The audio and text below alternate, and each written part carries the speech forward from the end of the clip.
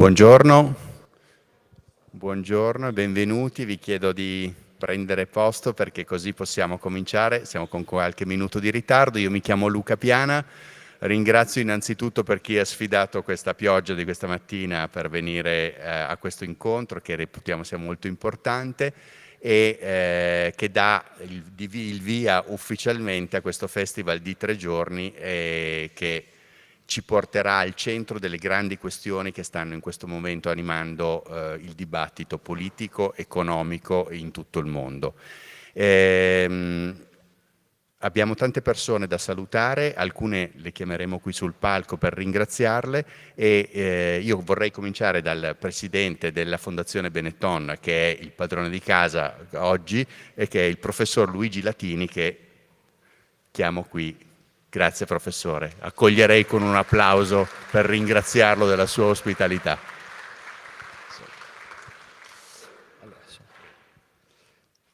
Solo una parola perché il programma è molto intenso, però voglio solo esprimere la soddisfazione e la contentezza del tutto il gruppo di lavoro della Fondazione per poter ospitare questo evento. Qui in Sant'Eonisto e poi anche nelle nostre sedi. Noi abbiamo una struttura ramificata nella topografia della città, conoscerete Cascarpa, altra chiesa sconsacrata che la Fondazione gestisce, anche Palazzo Bombè. L'unica cosa mi piaceva sottolineare che non siamo in un luogo indifferente alla vita e alla storia della città di Treviso e alla sua relazione anche con il mondo dell'impresa. Qui si può leggere segni delle distruzioni belliche, era una chiesa sconsacrata, abbandonata, si può leggere segni di un mecenatismo, soprattutto il signor Luciano Benetton che l'ha acquisita, il senso anche del futuro perché nel restauro si è coinvolto Tobias Scarpa, quindi un rapporto fra la contemporaneità e la storia. E poi l'ultimo atto, poi sono ritornate le opere che erano nei magazzini dopo gli eventi bellici, e poi l'ultimo atto, alcune opere contemporanee, le più belle la vedete dietro lo schermo, non la vedete, che rappresentano un po' la continuità. E poi simbolicamente per noi anche un richiamo, sull'altar maggiore abbiamo messo un albero, che è una specie di proiezione della natura che viene assorbita poi dall'esterno, e questa è un po' la missione principale della Fondazione. La Fondazione, Per vederlo dovrete salire. dovrete girare, sì, una fondazione che rappresenta un caso di mecenatismo ormai da quasi 40 anni e ha come focus la ricerca nel campo del paesaggio. Quindi mi piace segnalare questa cosa perché non la considero completamente estranea anche al discorso di questi giorni e anche la vicinanza fra l'impresa e il mondo della cultura. Quindi grazie mille di essere qua e grazie siamo a lei felici professore e alla di Fondazione Benetton per questo spazio straordinario. Grazie.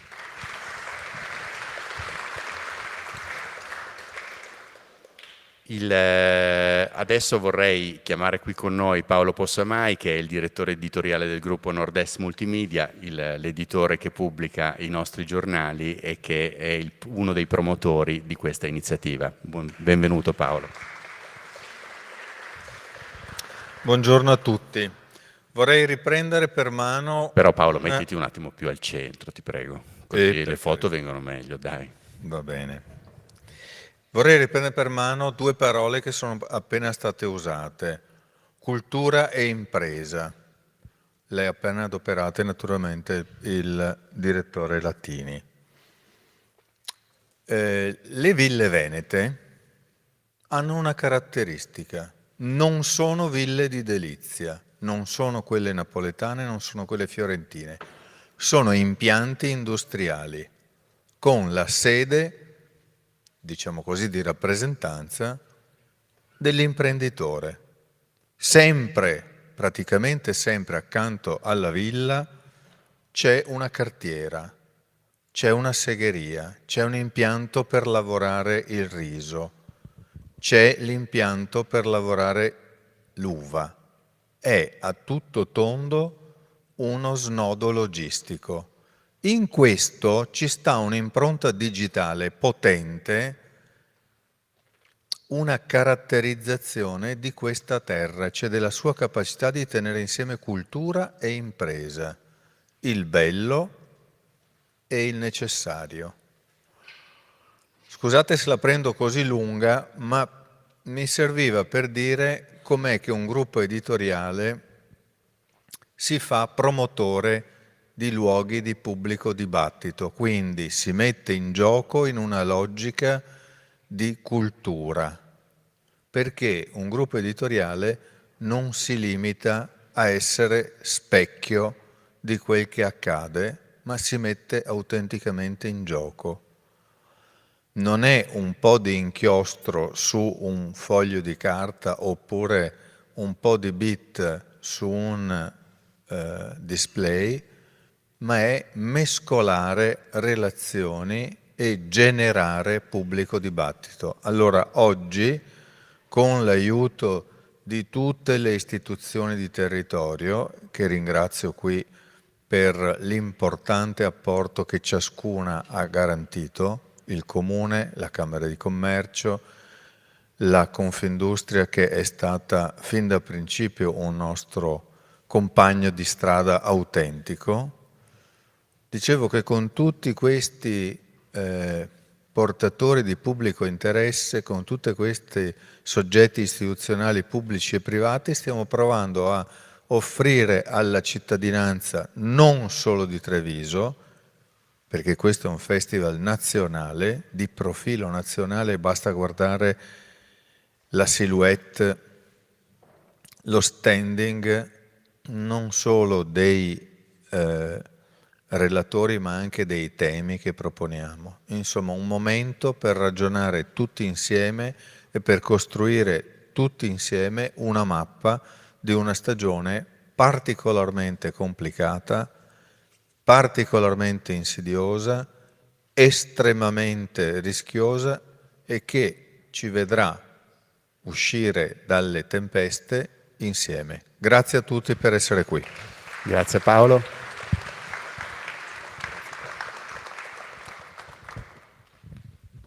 Fra le istituzioni che abbiamo citato c'è la Camera di Commercio di Treviso, Belluno e Dolomiti e abbiamo qui il Presidente Mario Pozza. Benvenuto Presidente.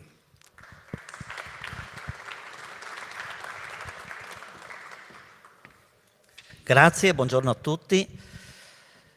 Mi fa piacere portare il saluto del sistema economico trevigiano e bellunese in un momento direi particolarmente difficile per la nostra economia, per le tensioni che ci sono, per quello che sta accadendo. Però un territorio vivace come il nostro non poteva non ospitare un festival come questo. Con orgoglio dico sempre, la nostra terra ha una specificità. Non siamo monotematici, abbiamo l'opportunità di spaziare dallo sport system al mobile, all'agroalimentare, alla meccanica. Non tutti i territori hanno questa opportunità che abbiamo noi, che abbiamo una responsabilità verso l'impresa, come sistema camerale, come associazioni di categoria, di dare l'opportunità agli imprenditori in momenti come questi di allargare la loro visione, di cogliere le opportunità che ci sono in giro per il mondo, che ci sono all'interno del nostro paese stesso. E quindi che il contributo non è solo il patrocinio, ma anche dal punto di vista economico sosteniamo questi 3 giorni e mi auguro che questo sia l'inizio, che l'anno prossimo si possa continuare a dare ai nostri imprenditori un seguito. E lo dico anche perché come Presidente delle Camere italiane nel mondo, 86 Camere in 63 paesi, possiamo veramente dare un'opportunità e una visione e una alternativa di mercato, di impresa, perché siamo tutti in rete. Cito in questi giorni, so che si sta lavorando una collaborazione tra Confindustria Veneto Est e la nostra Camera d'India, ma potrei citare anche tante altre. E quindi sfruttiamo quelle che possono essere le potenzialità della rete istituzionale, della rete associativa, che ha le sue radici, perché se il successo di questo territorio è dato anche dalla rete associativa. Abbiamo la più alta adesione a livello nazionale di imprese iscritte alle associazioni. E quindi invito gli imprenditori a tenere presente questo e a stare a fianco delle loro associazioni, del sistema camerale che sarà al vostro fianco. Treviso non molto, insomma in autunno ospiterà tra l'altro il Foro Pimes, un'altra opportunità. 20 paesi dell'America Latina e del Centro America saranno qui con imprenditori, ambasciatori, ministri per vedere il modello della piccola e della media impresa, le opportunità turistiche che ci sono. Quindi direi oggi siamo qui in primavera, in autunno c'è un altro appuntamento importante. Perché? Perché vogliamo che questo territorio, che è l'ottava provincia per esportazione a livello nazionale, sia ancora protagonista dell'economia nazionale. Grazie e buon lavoro e complimenti. Grazie Presidente, grazie anche per la notizia che ci ha dato della futura collaborazione. Insomma, adesso ci attiveremo di India e di Messico, il vecchio proprietario del Golfo del Messico, ora ridenominato, si parlerà oggi pomeriggio, fra oggi e domani. Insomma, grazie Presidente. Allora, un'altra istituzione ha avuto un ruolo cruciale ed è l'Ufficio del Parlamento Europeo che abbiamo a Milano, è un ruolo molto importante in una fase come questa, dove l'Europa ha l'assoluta necessità non soltanto di darsi delle direzioni, cosa che sta facendo, ma anche di farsi conoscere meglio dai suoi cittadini. E quindi chiamiamo Maurizio Molinari, che è il capo dell'Ufficio del Parlamento Europeo a Milano. Benvenuto.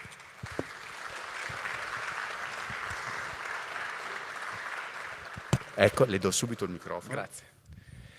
Grazie direttore, buongiorno a tutte e tutti. La posso portare qui Certo, un po' più al centro assolutamente. del palco perché altrimenti... Grazie. Sempre per le foto. Esatto, grazie. Allora, grazie davvero, è un piacere essere qui, per me è la prima volta a Treviso, quindi come ufficio del Parlamento Europeo a Milano ci occupiamo di fare da ponte fra il Parlamento Europeo e il Nord Italia, quindi credo che sia un fattore importante essere qui, poter confrontarci con tutti voi e con tutte voi, con le imprese, col territorio, con la città, poter dire che l'Unione Europea in un momento in cui ci troviamo da un lato Putin, la Russia, che dopo l'invasione dell'Ucraina, come abbiamo visto negli scorsi giorni, sta tentennando sulla proposta di cessate il fuoco temporaneo avanzata da Ucraina e Stati Uniti e che ha delle chiare mire in termini di influenza su alcuni paesi dell'Unione Europea, in generale sull'Unione Europea in quanto tale. La narrativa è quella di un'Unione Europea al collasso, la narrativa in Russia di un'Unione Europea debole. E dall'altro lato ci troviamo gli Stati Uniti di Trump, un'amministrazione nuova che ha fatto capire che una delle sue volontà è quella di imporre dei dazi ai prodotti europei. Ecco, l'Unione Europea, se non vuole essere schiacciata fra queste due realtà, deve essere vista da voi come imprenditori e imprenditrici come un qualcosa che può aiutare, come un qualcosa che magari non è perfetto, che magari potrebbe funzionare meglio, che sicuramente potrebbe funzionare meglio, ma che può aiutare. E io faccio solo un esempio, perché poi il tempo è quello che è, ma faccio solo un esempio. Se qui in Veneto io parlo di Doge, viene in mente la Repubblica, la Serenissima Repubblica di Venezia, i Dogi, no? Ecco, adesso il Doge, in questo momento, è un'altra cosa. Il Doge è l'Ufficio per la semplificazione burocratica voluto da Elon Musk negli Stati Uniti. L'Unione Europea, le istituzioni europee hanno proposto e stanno proponendo una semplificazione della burocrazia, perché per le imprese è importante semplificare la burocrazia, ma la stanno proponendo in una maniera che non è quella di mandare delle mail chiedendo ai dipendenti della pubblica amministrazione che cosa hanno fatto la scorsa settimana, altrimenti se non rispondono con 5 bullet point rischiano il licenziamento. Ecco, l'Unione Europea in questo, come in tante altre cose, penso al Green Deal della scorsa legislatura e al piano per la competitività che viene proposto in questa legislatura, è diversa, fa le cose in modo diverso, vuole conciliare per esempio la sostenibilità ambientale, che è una cosa a cui tutti teniamo, ma non perché ci teniamo perché siamo buoni, perché tanto ci dovremo tenere in futuro, perché altrimenti ne pagheremo solo le conseguenze, con la possibilità di fare impresa e di farla bene. Ecco, anche la semplificazione burocratica dal punto di vista dell'Unione Europea è vista diversamente, è fatta diversamente. Voi dovete vedere l'Unione Europea come un alleato, come qualcuno a cui anche rimproverare le cose che non vanno, ma sicuramente come un alleato, come qualcuno che è al vostro fianco. Noi nel nostro piccolo, come ufficio a Milano del Parlamento Europeo, siamo qui sia qui a Treviso, sia in generale anche per voi. Gli eurodeputati sono degli interlocutori per voi.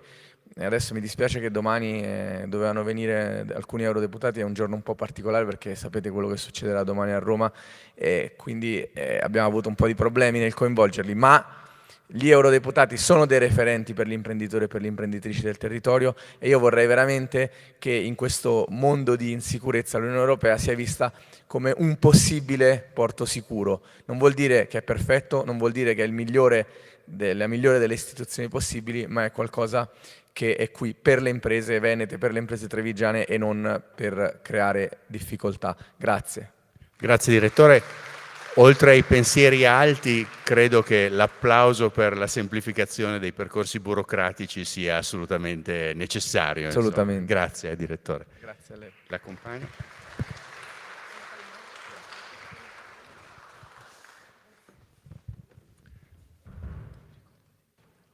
Certo.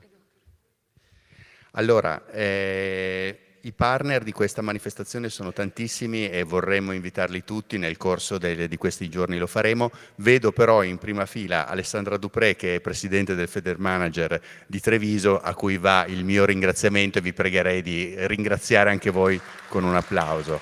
Abbiamo qui tante altre istituzioni che sono intervenute e che ringraziamo tutti per essere venuti qui. Però adesso le parole di Maurizio Molinari ci hanno portato al cuore delle questioni e questo cuore noi vogliamo affrontarlo con Gregorio De Felice, che è il Chief Economist di Intesa San Paolo e che ci presenterà una ricerca che in questi giorni, benvenuto De Felice, su cui ha lavorato il suo ufficio in questi giorni, che è Trump 2.0, gli impatti su crescita, inflazione e le aziende italiane. Grazie. Grazie a voi, grazie per questo rinnovato invito al Festival Città Imprese. Chiaramente abbiamo una fase di grande discontinuità americana rispetto ai precedenti presidenti, rispetto alle precedenti amministrazioni dello stesso Donald Trump. Questo è il motivo per cui abbiamo detto Trump 2.0. Ma la grande scommessa sulle discontinuità è quella di riuscire ad avere anche una discontinuità da parte dell'Europa. E qualche primo segnale positivo, non è ancora una certezza, ma qualche primo segnale positivo c'è. Trump, volevo sottolineare, al di là di quello che c'è nelle slide, che le sue politiche fino a questo momento sono parzialmente apprezzate dagli americani. L'approval rate, il tasso di approvazione della sua politica sta scendendo. Tiene molto bene per quanto riguarda le politiche per l'immigrazione. Gli americani vogliono ridurre le immigrazioni illegali, ma ci sono molti timori, soprattutto per quanto riguarda le possibili pressioni inflazionistiche. E ricordo che Trump è stato eletto soprattutto perché gli elettori americani temevano o hanno giudicato incapace Joe Biden di combattere l'inflazione. Quindi ora c'è un po' un effetto boomerang. Così come non piace alla media degli americani, un paese sempre più diviso, il modo con cui il presidente sta trattando la questione ucraina, al di là della scenetta nello studio ovale. Altro tema, sempre reazioni degli americani. Le grandi multinazionali sono molto preoccupate da questa guerra commerciale, che poi chiamo tit for tat, cioè una specie di rincorsa: io ti aumento il dazio, io Europa faccio ancora di più, il Canada e così via, perché alla fine questo claim della campagna elettorale di Donald Trump, MAGA, Make America Great Again, rischia di diventare MASA, Make America Small Again. In buona sostanza, il minor commercio internazionale è un freno alla crescita globale, non consente agli Stati Uniti di vivere in maniera più florida o di salvaguardare le imprese americane, perché c'è un effetto boomerang da un freno ad uno dei principali motori di crescita, come può essere quello del commercio internazionale. Poi entriamo in qualche dettaglio in più. Quindi alle misure protezionistiche di Trump sono già seguite misure da parte dell'Europa, da parte del Canada, e sul Canada ancora rilanciato, dall'Ontario non vogliono più dargli l'elettricità, insomma una situazione terribilmente confusa. Scherzavamo prima, dice, tanto le slide sono già vecchie, sono state fatte ieri, e ovviamente sono già vecchie, è normale, ma così, anche se le avessi fatte stamattina, stasera sarebbero vecchie di nuovo. Impatti sui tassi di interesse importantissimi per l'attività del credito, per le imprese, per le famiglie. Le misure di Trump sono tendenzialmente inflazionistiche. L'economia americana però sta rallentando anche più del previsto.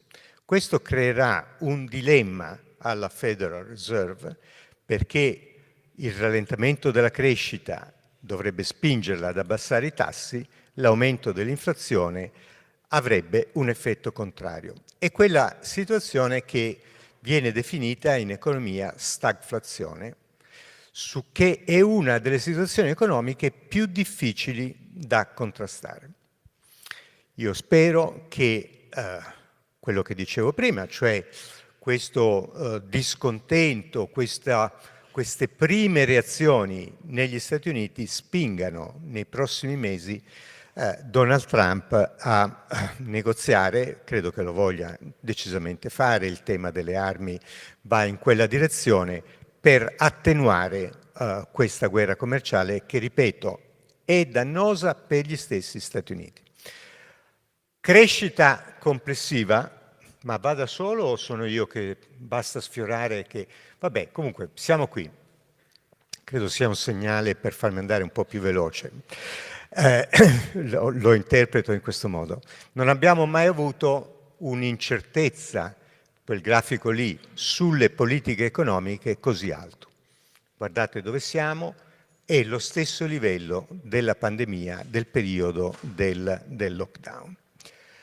E l'oro, che è tornato ad essere un bene rifugio molto interessante non solo per gli investitori, ma anche per le banche centrali. Le banche centrali, soprattutto dei paesi emergenti, stanno comprando sempre più oro e il peso dell'oro nelle riserve complessive sta aumentando, soprattutto in paesi come la Cina. Qual è il vantaggio? È vero che l'oro è ben più volatile di una valuta, ma mentre se compro dollari o euro sono soggetto alle politiche del paese di appartenenza, quindi se ho tante riserve in dollaro, il valore di queste riserve dipende da quello che fa Trump o la Federal Reserve, idem per l'Europa, l'oro è indipendente dalle singole politiche nazionali. E quindi questo mi mette come banca centrale in una posizione di maggior salvaguardia rispetto all'incertezza. Situazione degli Stati Uniti, segni di rallentamento, quella crescita dei consumi che aveva consentito la ripresa si sta affievolendo, conseguenze per le decisioni della Fed. Noi in questo dilemma vediamo ancora 2 riduzioni dei tassi da parte della Fed, probabilmente una in giugno e una seconda in dicembre. Il mercato su questo è estremamente volatile.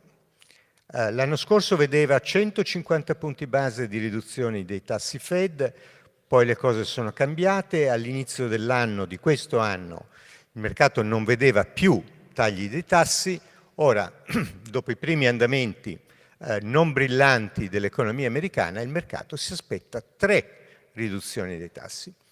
Noi siamo fermi a 2. Area dell'euro, cosa è mancato soprattutto nel 2024? I consumi.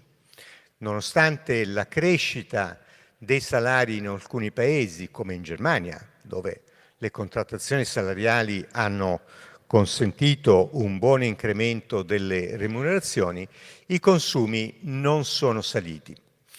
Attese per la Banca Centrale Europea, le nostre previsioni sono ancora di 2 tagli dei tassi, da qui alla metà dell'anno.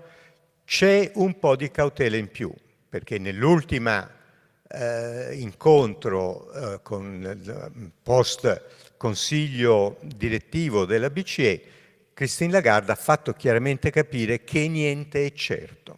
Anche questo un altro sintomo della grande incertezza che vivono i mercati, ma che vivete voi, imprese o cittadini. Comunque, 2 tagli dei tassi.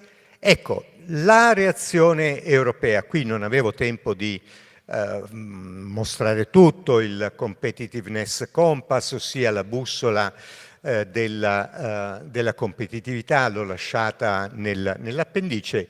Il fulcro, ora torno da Bruxelles da 2 giorni, ero a Bruxelles 2 giorni fa, tutti discutono del riarmamento. Altro sintomo di incertezza. Riarmo e metto un potenziale di 800 miliardi di euro per riarmare gli Stati membri. Ho detto potenziale perché si può arrivare a quella cifra, ma non è obbligatorio arrivarci. Dipende dalle scelte degli Stati membri. Gli strumenti principali sono 2.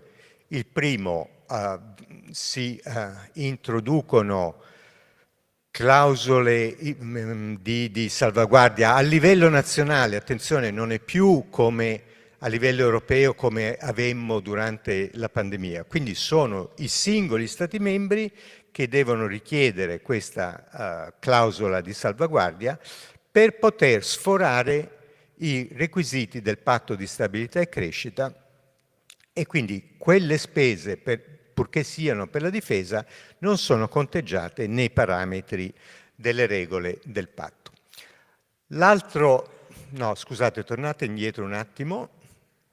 L'altro tema è quello dei 150 miliardi di prestiti, a cui parzialmente l'Italia potrebbe far ricorso più che andare sulla prima opzione, perché per l'Italia, che spenderà un pochino in più secondo me per la difesa, quel finanziamento è più economico che andare sul mercato dei titoli governativi. In ogni caso, ripeto, sono importi teorici massimi e la sensibilità dei vari Stati membri al tema del riarmamento è certamente molto diversa nei paesi del centro-est Europa, Polonia, Germania inclusa, eccetera, eccetera, che non nel sud Europa, Italia, Spagna, dove come dire, il sentiment di noi tutti per un rischio, per pensare a rafforzare la protezione e la sicurezza è decisamente meno sentito. Altro tema, la svolta tedesca con punto di domanda. Con punto di domanda perché l'accordo con i Verdi in Germania non c'è ancora, però ci sono sul tavolo del vecchio Parlamento con il nuovo governo, quindi dal punto di vista democratico è un po' borderline, ci sono 2 cose importanti. La prima, accordo tra socialdemocratici e CDU di spendere molto di più per la difesa, di arrivare a percentuali ben più alte. cambiando quella regola che c'è in Costituzione del freno al debito. Schuldenbremse è una parola che diventerà come lo spread, che nessuno conosceva prima, ora Schuldenbremse entrerà nel linguaggio più comune. E poi, per non farla lunga, creazione di un fondo infrastrutturale da 500 miliardi di euro, che anche in percentuale del grande PIL tedesco è una cifra molto significativa. Allora, se queste cose vengono approvate, l'impatto sulla crescita, dobbiamo capirci però con la regia se andare avanti o indietro, comunque l'impatto sulla crescita tedesca è di 0,5-1% del PIL tedesco. E questo anche per noi in Italia sarebbe un bel cambiamento rispetto a una Germania in recessione. Eccolo qui, 0,5-1%, il debito pubblico tedesco salirebbe all'80% del PIL, creando forse qualche tensione nell'assorbimento dei titoli, e sulla base di questa decisione per la prima volta nella storia abbiamo visto in un solo giorno i rendimenti dei Bund salire di 40 centesimi. Non si era mai visto prima nel secondo dopoguerra, ed è anche questo un segnale di quante cose stanno cambiando. Veniamo all'Italia con le slide successive, eccole qua. L'Italia, anche da noi la delusione dei consumi privati. Quali possono essere le ragioni? Noi abbiamo un mercato del lavoro che cresce, quindi questo è positivo per i consumi. L'inflazione è stata abbattuta, è sotto il 2%, questo anche se poco fa salire il reddito disponibile in termini reali delle famiglie italiane. Però l'inflazione percepita è ancora piuttosto alta e le famiglie percepiscono il livello dei prezzi più che l'inflazione, che è una variazione. Altra ragione, il fatto che nel 2024 abbiamo avuto tassi di interesse in termini reali particolarmente alti, quindi le famiglie dei ceti più abbienti hanno risparmiato di più. E lo vediamo lì, in un anno così incerto, complicato, il tasso di risparmio dell'Italia è aumentato di circa un punto percentuale. Tutto questo dovrebbe cambiare, ma il vero tema, e sono super curioso poi di sentire anche il punto di vista delle imprese, Paola Carron e altri nel dibattito, quali sono le previsioni, il feeling per quanto riguarda la dinamica degli investimenti privati, che sono già spariti. Qui invece abbiamo gli investimenti pubblici, c'è molta strada da compiere. Il 25 è un anno molto impegnativo per rispettare quello che il governo ha indicato. Dovremmo col PNRR spendere quest'anno 45 miliardi e addirittura 84 l'anno prossimo. 84 mi sembra davvero molto molto ambizioso.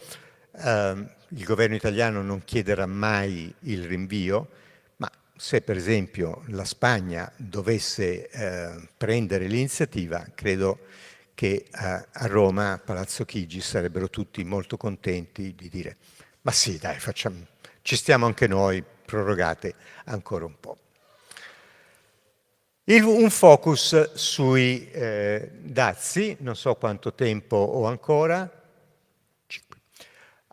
Questa è la situazione, questo è il saldo dell'Italia, della Germania, Francia e Spagna nei confronti, il saldo commerciale nei confronti degli Stati Uniti. Se guardiamo la seconda riga, soltanto il manifatturiero, per l'Italia parliamo di 48 miliardi e mezzo, per la Germania quasi 100, Francia 14, Spagna quasi nulla.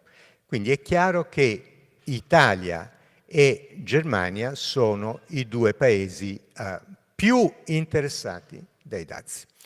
Per l'Italia l'export verso gli Stati Uniti pesa quasi l'11%, un po' meno per la Germania e via gli altri 4 paesi.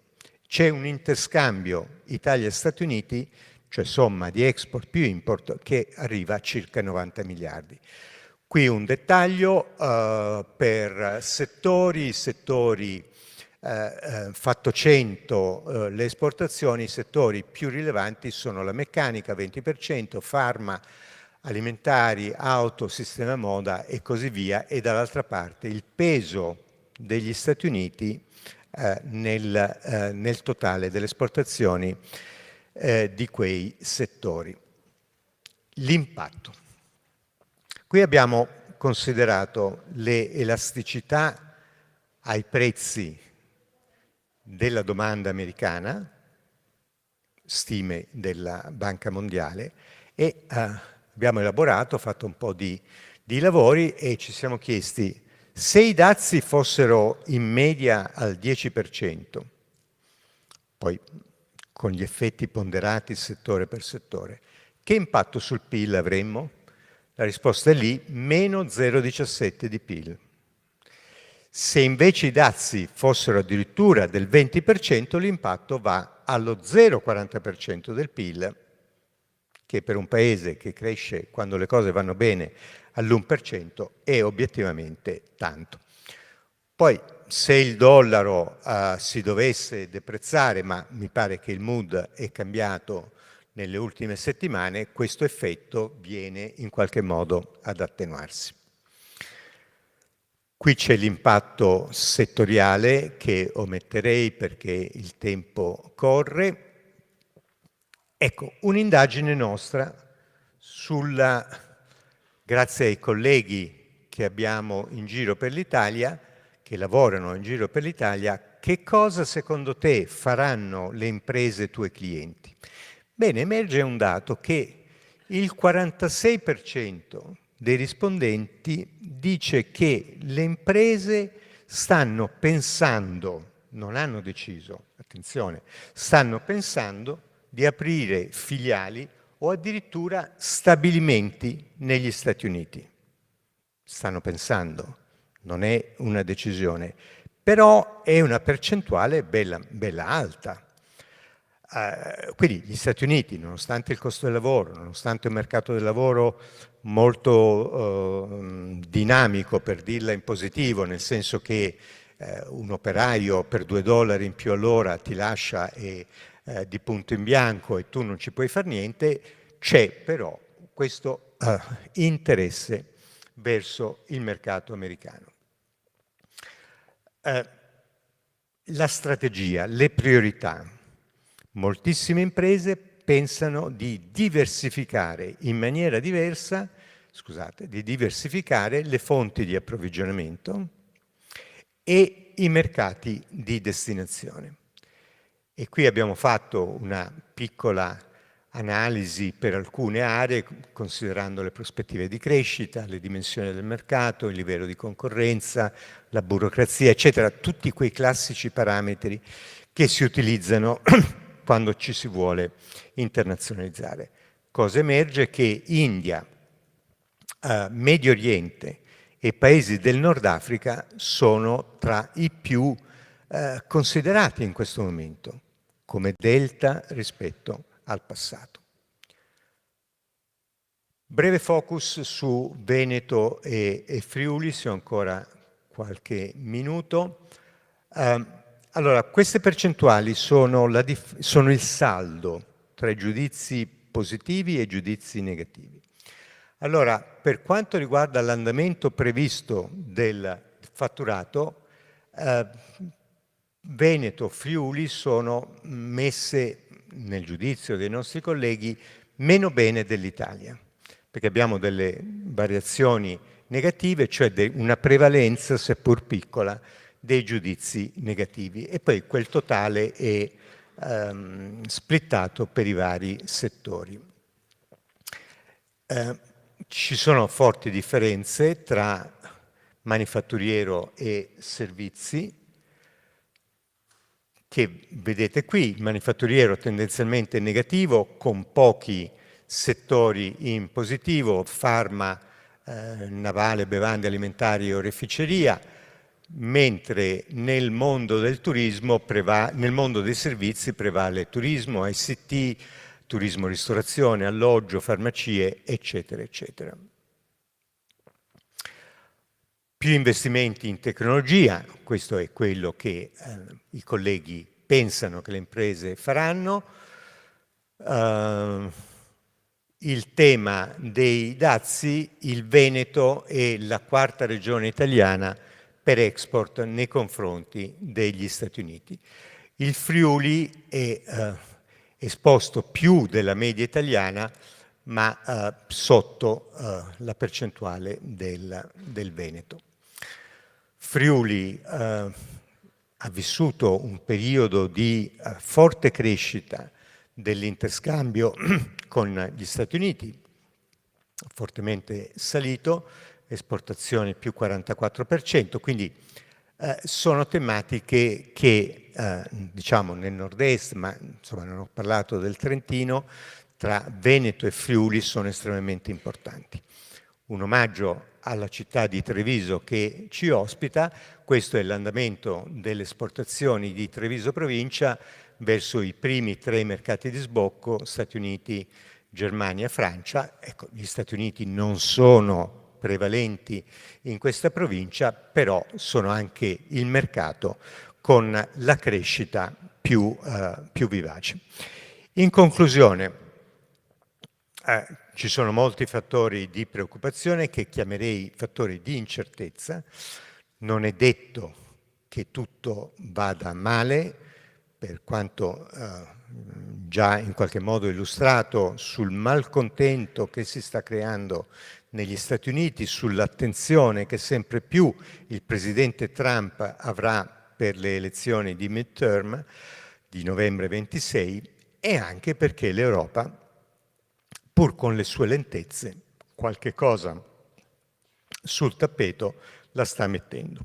Giornata importante quella del 19, mercoledì della settimana prossima, perché verrà presentato in dettaglio sia il piano di riarmamento, sia questa proposta per la creazione di una unione dei risparmi e degli investimenti che speriamo contenga delle proposte utili per far sì che quel grande risparmio che l'Europa produce ogni anno possa poi diventare capacità di investimento per le nostre imprese.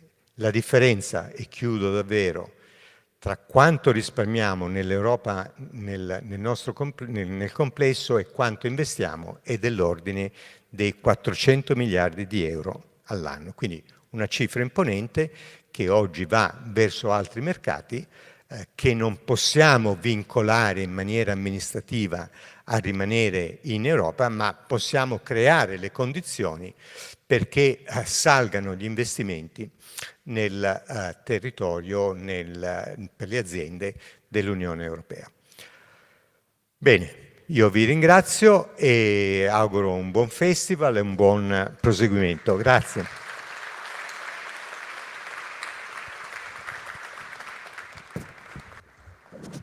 Grazie De Felice. Io come vedete ho i capelli bianchi e sono anni che leggo le analisi di Gregorio De Felice, e devo dire che anche nei momenti più bui, nelle sue analisi c'era sempre qualche spunto interessante e di prospettiva ottimistica che molto spesso poi si è rivelato del tutto azzeccato. È questo. Esatto, no, assolutamente. Grazie. Grazie. E questo devo dire che anche oggi ci sono stati degli elementi interessanti pur in un quadro incerto. Ecco, forse partirei da qui per avviare il panel degli imprenditori che avremo qui ospiti con noi sul palco, perché il tema che abbiamo ricevuto è le opportunità per l'industria italiana, e ne parliamo qui con noi con Paola Carron, che è Presidente di Confindustria Veneto Est. Benvenuta Presidente. Io magari le chiederei di stare al centro, Presidente, grazie. E poi abbiamo Francesco Nalini, che è amministratore delegato di Carel Group. Benvenuto. Benvenuto, dottore. Voi scegliete dove volete, assolutamente. Marco Nocivelli, che è presidente amministratore delegato di EPTA, che arriva da Milano, e quindi noi ne siamo particolarmente contenti di averla con noi. Benvenuto. E Marco Vidal, che è amministratore delegato di Mavive. Benvenuto. Lei da Venezia è più vicino, insomma. Lo sforzo è stato inferiore. Grazie. Prego. Se si mette da quella parte, così io mi tengo qui vicino alla scala. Grazie.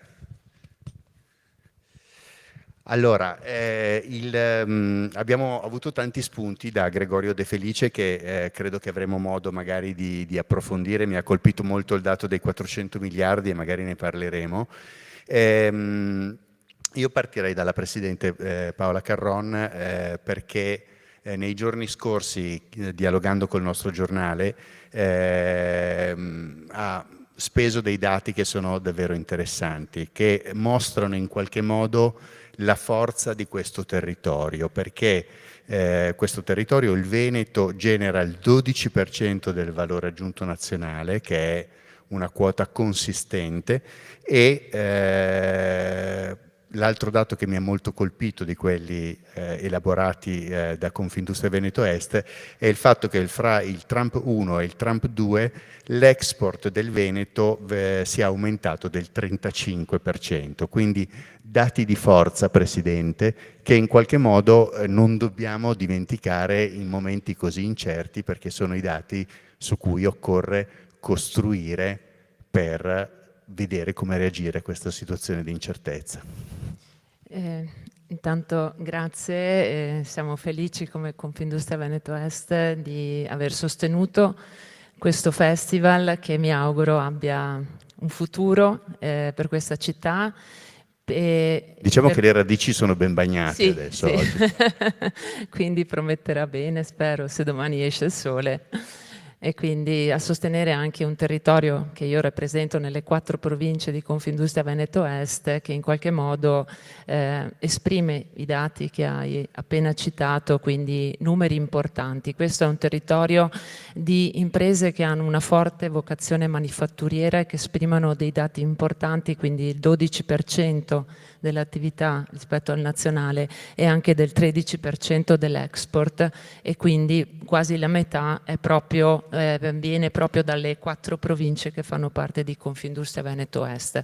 Questo sta a dimostrare cosa? Che in questi anni, anche di fronte a delle difficoltà, perché quello che stiamo vivendo sono repentini cambiamenti, ci aspetta un anno turbolente, quindi con una grande incertezza, che era la vera nemica dell'imprenditore, e che in qualche modo l'imprenditore come reagisce? Aspetta per capire quali potrebbero essere le prospettive e quindi attende nel fare investimenti e nel prendere decisioni, e quindi è la vera nemica. Però di fronte a questo diciamo che questi numeri portano dei dati importanti, tra quelli anche che hai citato, quindi un export che in questi ultimi anni, nell'ultimo quinquennio, è aumentato sì del 35% verso gli Stati Uniti e il 33% verso la Germania. Abbiamo diciamo un'economia che in alcuni casi è anche superiore come Veneto di paesi come la Finlandia o come anche lo stesso Portogallo, quindi esprimiamo dei valori importanti. Però abbiamo una consapevolezza che la nostra dimensione aziendale e il nostro modello imprenditoriale in qualche modo ha sempre dimostrato capacità di reazione e di adattamento, e questa è stata la nostra forza. Però oggi ritengo che si deve cambiare passo.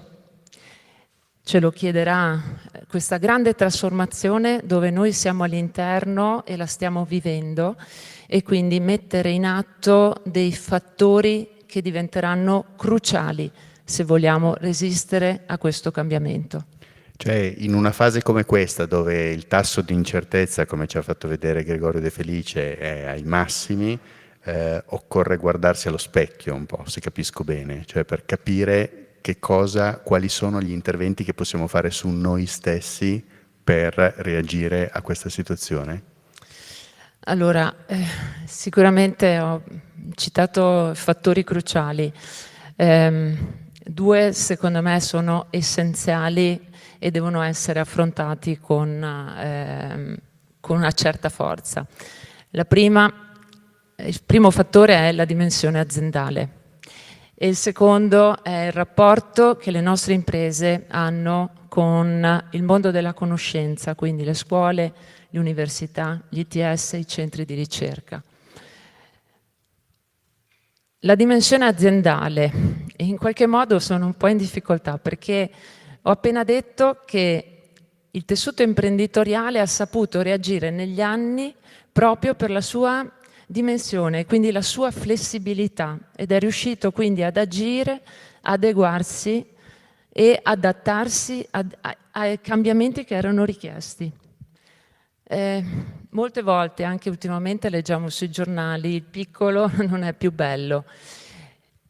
Siamo stati anche motivi di studio, il nostro tessuto imprenditoriale, che però forse oggi dobbiamo chiederci se ancora può funzionare in questo modo, perché ha dimostrato che un'azienda di dimensioni è più strutturata e più attrattiva verso i giovani talenti, ha una capacità anche di guardare a mercati futuri diversi, ha capacità di investire in innovazione e nuove tecnologie, e oggi sono fondamentali per affrontare il futuro, e ha anche una capacità di affrontare proprio una finanza più evoluta all'interno delle aziende, oggi molto richiesta. Ecco, quindi non è soltanto una questione di dimensioni del fatturato, no, ma questa parola strutturata che lei ha ripetuto mi sembra importante. Sì, perché secondo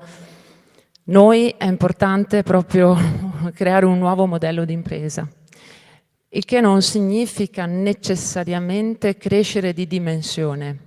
Certo, è importante, ma per chi non può crescere diventa fondamentale essere parte di quelle filiere che rappresentano il nostro tessuto, e quindi noi dobbiamo mettere in campo tutte le politiche necessarie per rafforzare il nostro sistema produttivo e per irrobustire queste filiere. Chi rimane piccolo e resta fuori da questa capacità di fare rete o di essere inserite in queste filiere probabilmente mette a rischio la propria, diciamo, capacità di stare sul mercato. Grazie Presidente, questo è un tema molto interessante su cui magari torneremo in un secondo passaggio, perché credo che vada approfondito.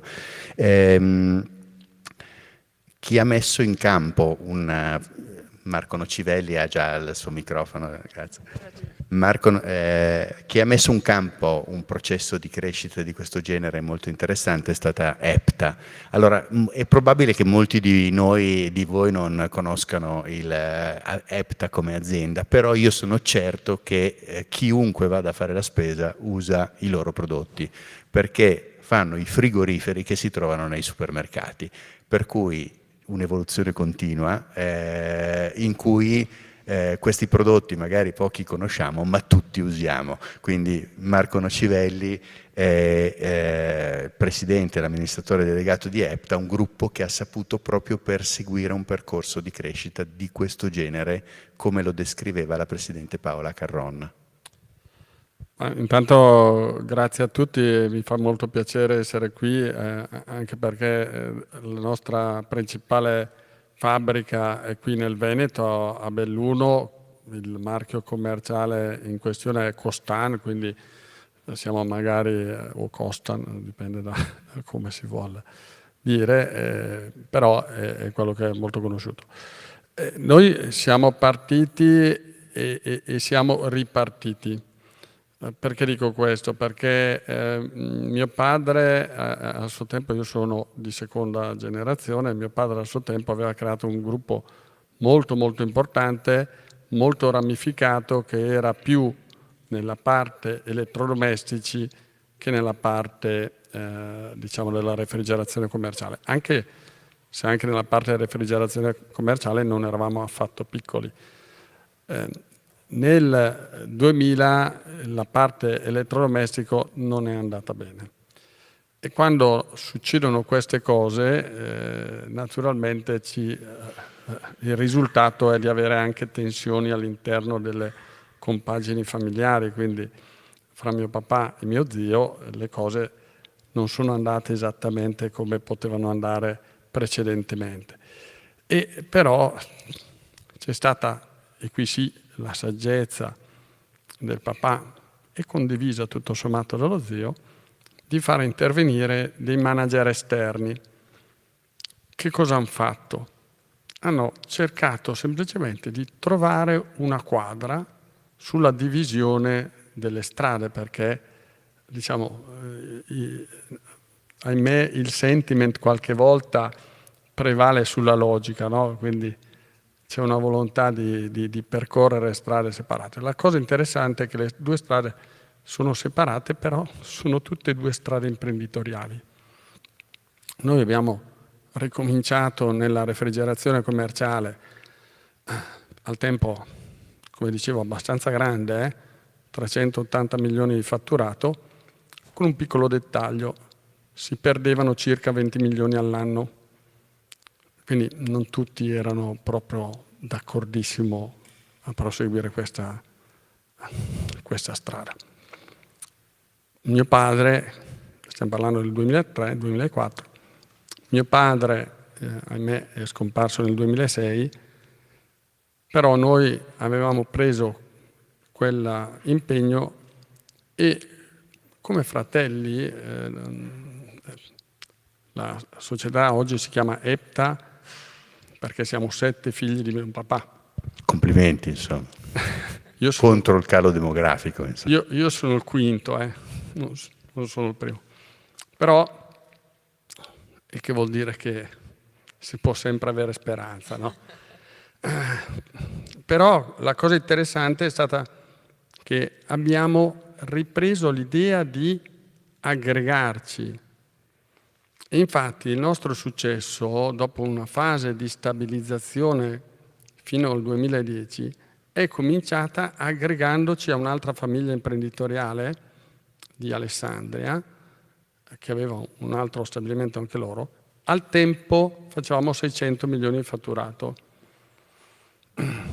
L'anno scorso abbiamo sorpassato ampiamente il 1,5 miliardi, con 50 milioni di utili, quindi diciamo 50 milioni di utili. Quindi diciamo un cambio decisamente importante. Fatto come?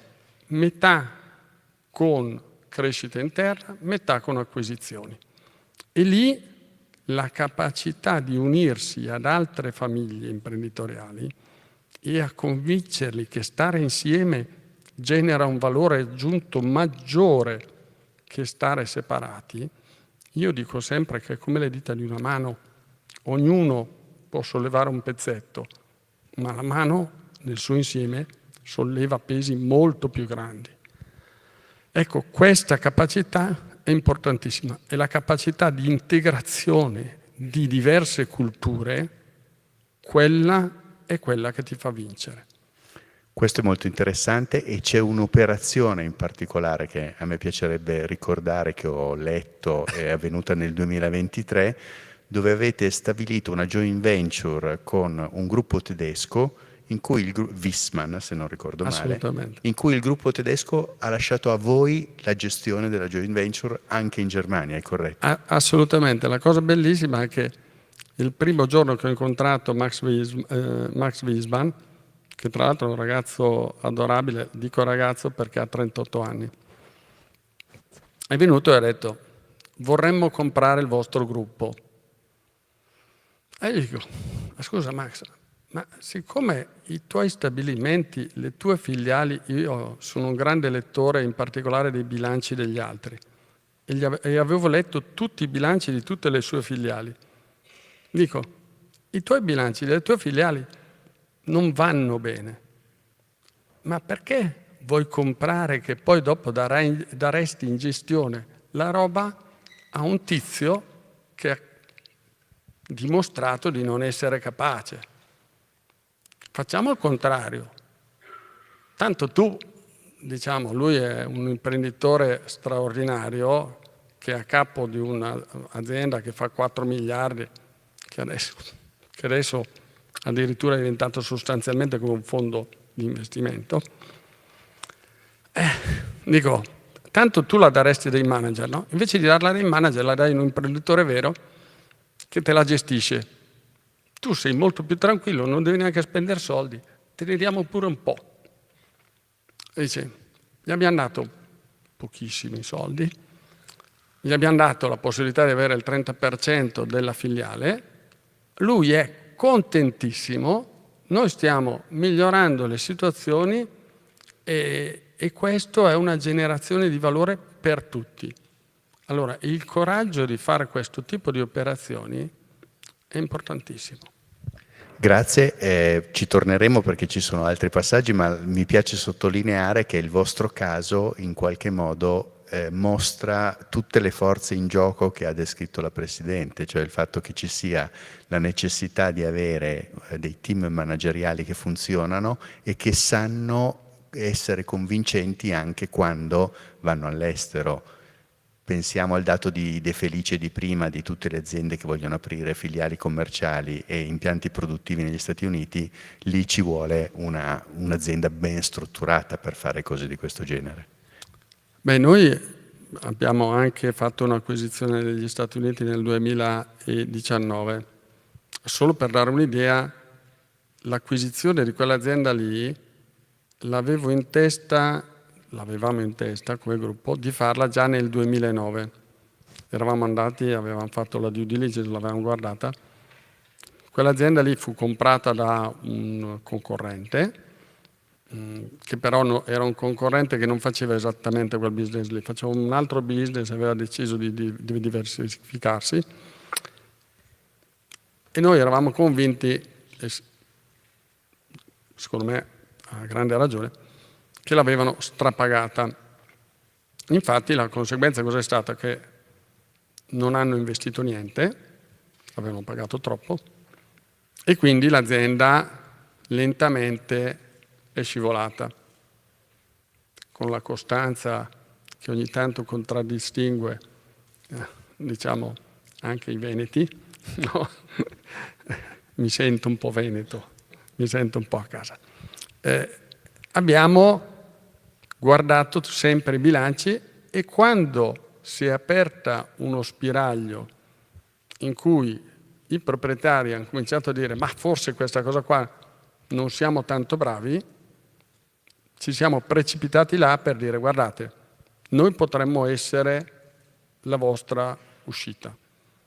E lì siamo riusciti a farlo. Però ci è voluto tanta costanza, tantissimo rispetto, perché senza il rispetto non si va da nessuna parte, e capacità di integrare le culture, perché bisognava convincere i manager che noi eravamo l'uscita. E devo dire è successo. Grazie. Chi veneto lo è certamente è Marco Vidal, che con l'azienda Mavive a Venezia. Anche qui magari il nome non dice tanto a molte persone, ma i loro prodotti cosmetici con i loro marchi sono certamente molto conosciuti. Ecco, qui stiamo parlando di un'altra azienda di quella taglia, una cinquantina di milioni di euro di fatturato, che è già molto grande rispetto alle tante che si devono strutturare, che però ha ancora quella flessibilità di cui parlava Paola Carron come strumento per essere riusciti a crescere. In particolare voi combattete contro dei colossi straordinari, no? Ho fatto un calcolo, l'anno scorso, nel 2024, LVMH ha perso circa 1,4 miliardi di euro di fatturato, che è 28 volte il vostro di fatturato. Sì. Come si fa, Vidal, a competere con gruppi di questo genere? Sì, buongiorno a tutti intanto. È una sfida ovviamente molto motivante sicuramente. Il mondo della profumeria è estremamente competitivo e ci sono queste grandi aggregazioni, questi grandi gruppi chiamate le 7 sorelle, che sostanzialmente dominano il mondo della profumeria e della cosmetica, spesso anche con delle posizioni di monopolio, perché controllano catene di distribuzione, catene di duty free, i marchi più importanti, hanno un accesso a investimenti pubblicitari con delle rendite molto più forti, piuttosto che, insomma, hanno dei vantaggi decisivi. Noi lo combattiamo e abbiamo ancora così una motivazione di esistere davanti a questa enorme concorrenza su alcuni valori che noi in qualche maniera rappresentiamo, in primis l'anima, appunto, l'anima essere delle persone in un mondo, quello della profumeria, che è fatto ancora nel mondo da relazioni familiari. Io sono un imprenditore di 4ª generazione, ancora oggi noi nel mondo lavoriamo, noi operiamo in circa 90 paesi nel mondo e ancora oggi operiamo con alcuni distributori, partner, che sono di più di una generazione e li ritrovo anche in alcune foto in bianco e nero vicine a mio nonno. Ecco, questo rapporto umano è molto importante. Oggi la profumeria poi è evoluta e ci si sono aperte le porte anche a una profumeria un po' staccata da il fatto, come era fino a 10 anni fa, semplicemente un accessorio della moda o di qualcos'altro. Oggi ci sono marchi che stanno avendo molto successo, che hanno successo perché sono dei concetti, perché sono fatte da persone che hanno una competenza forte nel profumo stesso. Quindi il mercato sta ridando dignità anche al profumo e noi sicuramente ne traiamo vantaggio, almeno con un certo tipo di marchi che noi proponiamo. Mi incuriosisce una cosa, ho guardato il vostro sito ieri, voi fate il profumo di Cristiano Ronaldo, CR7. Com'è stato trattare con Cristiano Ronaldo? Mi perdoni, ma questa... Allora, anche, diciamo, noi abbiamo un portafoglio piuttosto ampio, eterogeneo, noi andiamo dai prodotti più accessibili come lo storico Pinot Silvestre, Certo. alla Police, che è il nostro marchio più importante, che è dell'azienda De Rigo di Longarone, e anche Cristiano Ronaldo, che noi in realtà rappresentiamo per diversi paesi. Sì, è un personaggio notevole, diciamo così. Abbiamo avuto anche alcuni incontri e devo dire che non è esattamente nelle nostre corde il profumo celebrity, ecco, però con lui, soprattutto in certi periodi, è stato un boost molto importante delle vendite. Ecco, sì. ricordiamolo, poi voi avete 2 marchi vostri molto forti che caratterizzano questo territorio, perché avete The Merchant of Venice e Alps. Sì. Cosa vuol dire essere veneziani quando si va con Merchant of Venice a venderlo nel mondo? Ecco, The Merchant of Venice è un caso effettivamente particolare. Intanto è stata creata proprio un'azienda anche a sé, no? Che collabora con Malvive, ma è anche staccata, perché The Merchant of Venice significa una specializzazione sul profumo artistico che necessita di un team particolare, ha anche una parte retail. E prima di tutto The Merchant of Venice è forse l'unico caso che è nato da un progetto culturale che è partito prima del progetto imprenditoriale, quando nel 2013 abbiamo inaugurato il primo museo del profumo in Italia con la Fondazione Musei Civici di Venezia a Palazzo Mocenigo. Dal progetto museale, dallo studio delle fonti storiche, è partito questo progetto che è 100% veneziano come produzione, ha un forte elemento storico perché c'è uno studio in ogni fragranza, c'è un collegamento filologico con la storia della profumeria veneziana, e questo ci ha permesso di entrare in un settore che è monopolizzato dai grandi marchi del lusso internazionale abbastanza velocemente. Quindi il fatto di avere intanto una città come Venezia conosciuta nel mondo, ma anche un progetto con delle fondamenta di unicità e dei valori che si distinguevano, ci ha permesso di entrare in profumeria come Harrods, Selfridges, dove c'è la coda di gente che vorrebbe entrare perché il prodotto è un unico. E poi lì avete investito e avete comprato un'azienda in Gran Bretagna, giusto? Sì, in Gran Bretagna l'anno scorso noi abbiamo acquisito un distributore storico ed è stato un passaggio molto importante per noi. Tanto il mercato inglese è il secondo mercato al mondo per noi, dopo l'Italia. Abbiamo una distribuzione da sempre capillare e con questo distributore, con cui già collaboravamo in maniera molto approfondita. Noi siamo subentrati nella gestione dal gennaio dell'anno scorso e questo è stato un punto molto importante, strategico, non solo perché subito ne abbiamo avuto un beneficio, non solo perché l'Inghilterra è un paese, un mercato che ci dà anche molti stimoli, molte idee e c'è un confronto con grandi retailer mondiali, ma anche perché in prospettiva futura, davanti a un panorama così complicato, l'hub inglese può essere anche un hub di produzione per scavalcare eventuali dazi e problemi. Ho capito, quindi questa poi è un'opportunità che avete costruito nel tempo, prima col prodotto, poi con l'acquisizione e adesso anche per magari con un impianto di produzione lì. Sì, questa è una possibilità sicuramente, però vede questa flessibilità che ancora oggi noi manteniamo, non tanto perché non crediamo nella necessità di strutturare di più, ma perché effettivamente noi non abbiamo avuto grandi opportunità. Il nostro è un settore dove in Italia sono veramente poche le aziende che operano nel settore della profumeria a livello internazionale, saremo 3-4 al massimo. E le proposte sono arrivate da fondi di investimento e spesso erano proposte veramente che non ci permettevano di garantire anche la missione di creare un'azienda a Venezia con tutto quello che ne deriva verso la comunità. Ecco, quindi avremmo dovuto lasciare proprio che venisse impoverito quello che avevamo fatto e questo poi per la nostra famiglia è particolarmente delicato perché la Vidal tra la seconda e la terza generazione fu acquisita dalla Henkel, da un grande gruppo chimico mondiale e negli anni '80 poi la Henkel, come spesso succede, ha chiuso tutto e solo lì mio padre è riuscito, l'unico, a ricomperare il marchio storico e a ripartire da zero. Quindi anche con questa memoria noi abbiamo intenzione di preservare almeno il valore, il collegamento col territorio. Però questa flessibilità, dicevo, appunto, ci permette anche probabilmente di affrontare delle sfide internazionali e delle situazioni geopolitiche particolari con una reazione più veloce.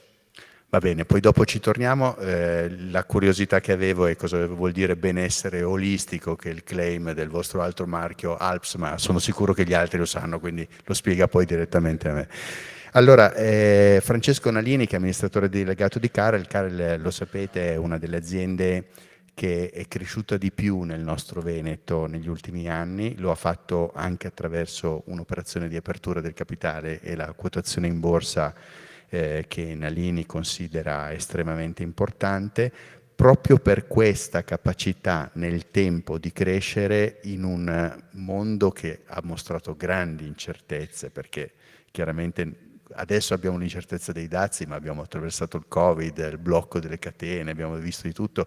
Voi fate elettronica, fate soluzioni di controllo per il mercato della refrigerazione, del condizionamento e del riscaldamento, quindi clienti industriali, clienti importanti e così via. Ecco, in un mondo così incerto c'è qualche opportunità che si può cogliere? Grazie dell'invito e buongiorno a tutte e tutti.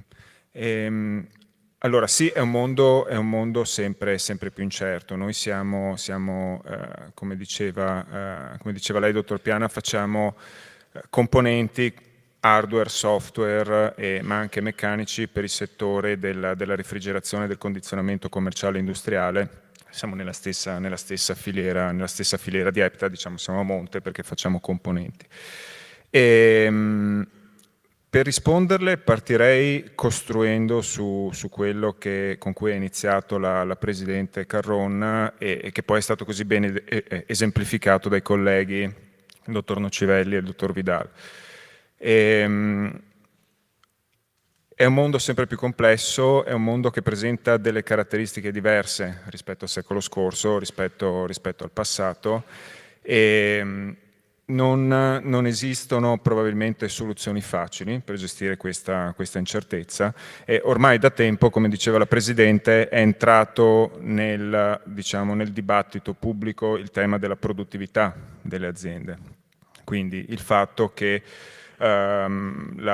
l'innovazione, la produttività, che sono poi strettamente legati alla dimensione delle aziende stesse, sono uno degli elementi su cui il tessuto manifatturiero italiano deve crescere e deve svilupparsi. Tradotto, le nostre aziende mediamente sono un po' piccole e quindi sono meno produttive e quindi pagano stipendi più bassi, quindi fanno fatica ad attrarre i talenti e hanno anche meno capacità di accesso ad asset strategici come la digitalizzazione o l'internazionalizzazione.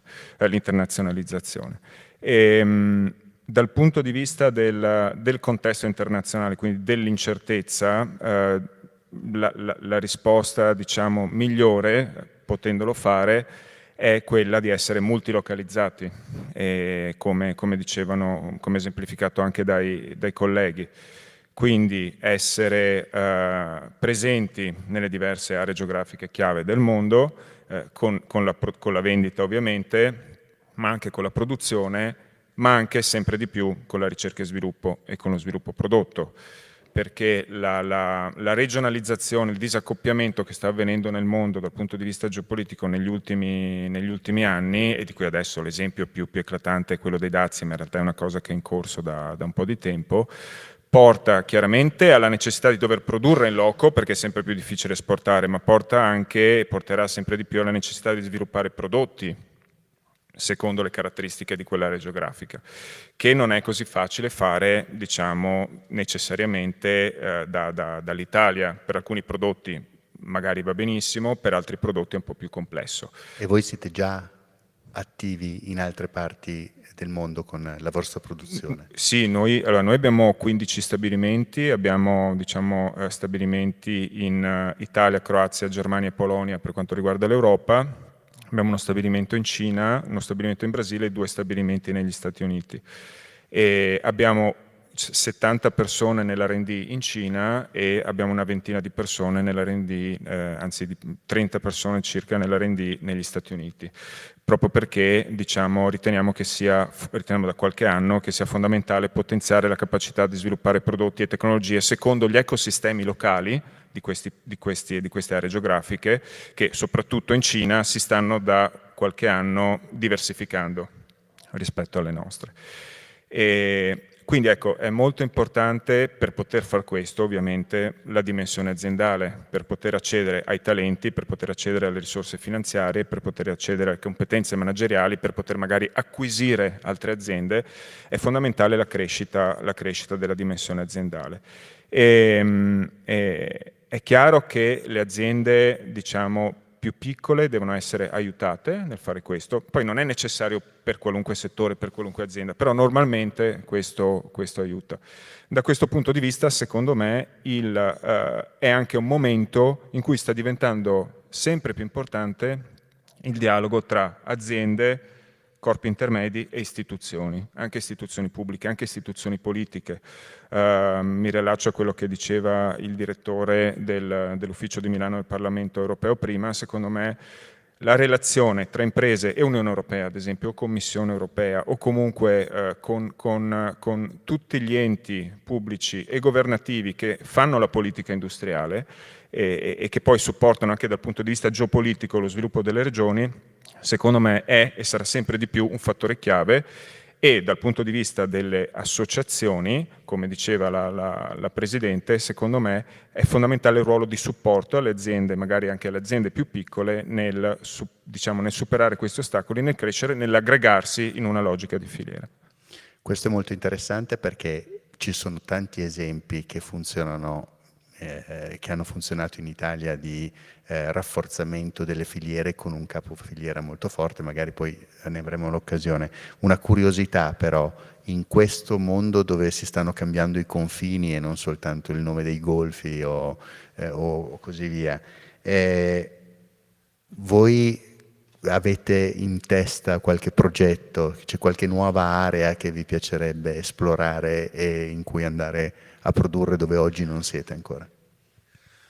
Allora, per quanto riguarda la produzione, noi probabilmente espanderemo, perché ovviamente seguiamo la stessa logica di tanti altri, quindi espanderemo la nostra produzione negli Stati Uniti. Non tanto per un tema di dazi, perché già oggi noi produciamo in loco oltre l'80% di quello che vendiamo in America, quindi siamo abbastanza immuni dai dazi, ma perché è il mercato che in questo momento per noi sta crescendo di più, quindi lì probabilmente espanderemo la nostra capacità produttiva.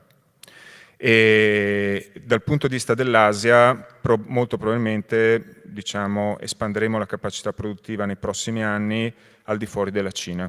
Quindi anche qui seguendo una logica seguita da tanti altri per diversificare anche la presenza nell'Asia e non averla tutta concentrata in un unico paese, e lì guarderemo o a sud-est asiatico o con crescente interesse all'India, perché l'India, come si sa, è un paese che si sta molto sviluppando non solo dal punto di vista del mercato, ma anche dal punto di vista del livello qualitativo delle tecnologie, della produzione, degli investimenti industriali. Quindi probabilmente Asia fuori dalla Cina e espansione in America dal punto di vista produttivo. E dal punto di vista commerciale, molto interessante quello che sta succedendo in Medio Oriente, dove il livello di investimenti è veramente molto molto alto, stanno cercando sempre di più di diversificare le loro economie, quindi stanno diventando molto interessanti anche dal punto di vista proprio di diversificazione industriale rispetto al passato. E dal punto di vista di R&D, diciamo, la nostra idea è un po' quella di aprire i centri di competenza dell'R&D dove ci sono le tecnologie, dove ci sono i talenti legati a quel tipo di tecnologia. Per esempio noi in Cina abbiamo il centro di competenza legato alla tecnologia degli inverter, che serve a tutto il mondo.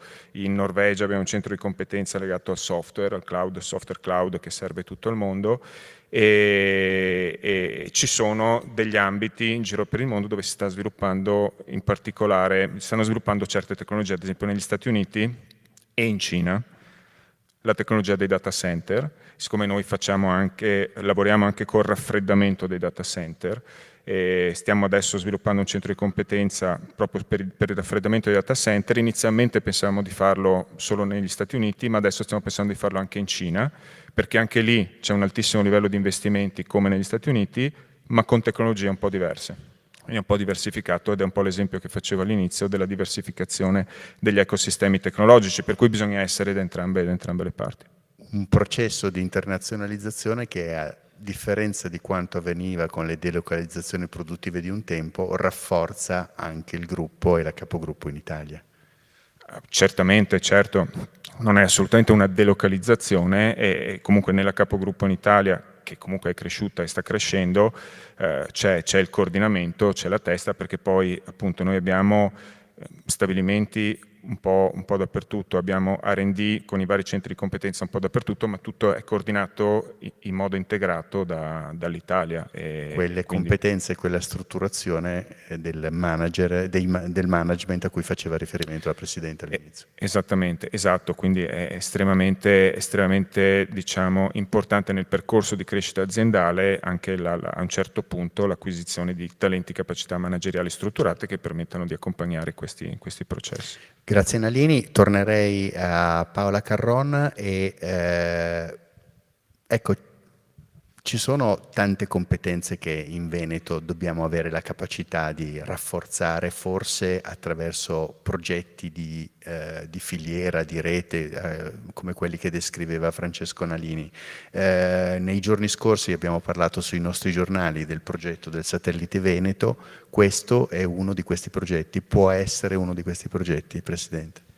A conferma che ci crediamo molto, come Confindustria Veneto Est, nel mio mandato ho inserito una delega che fino ad ora non c'era, quella della Space Economy.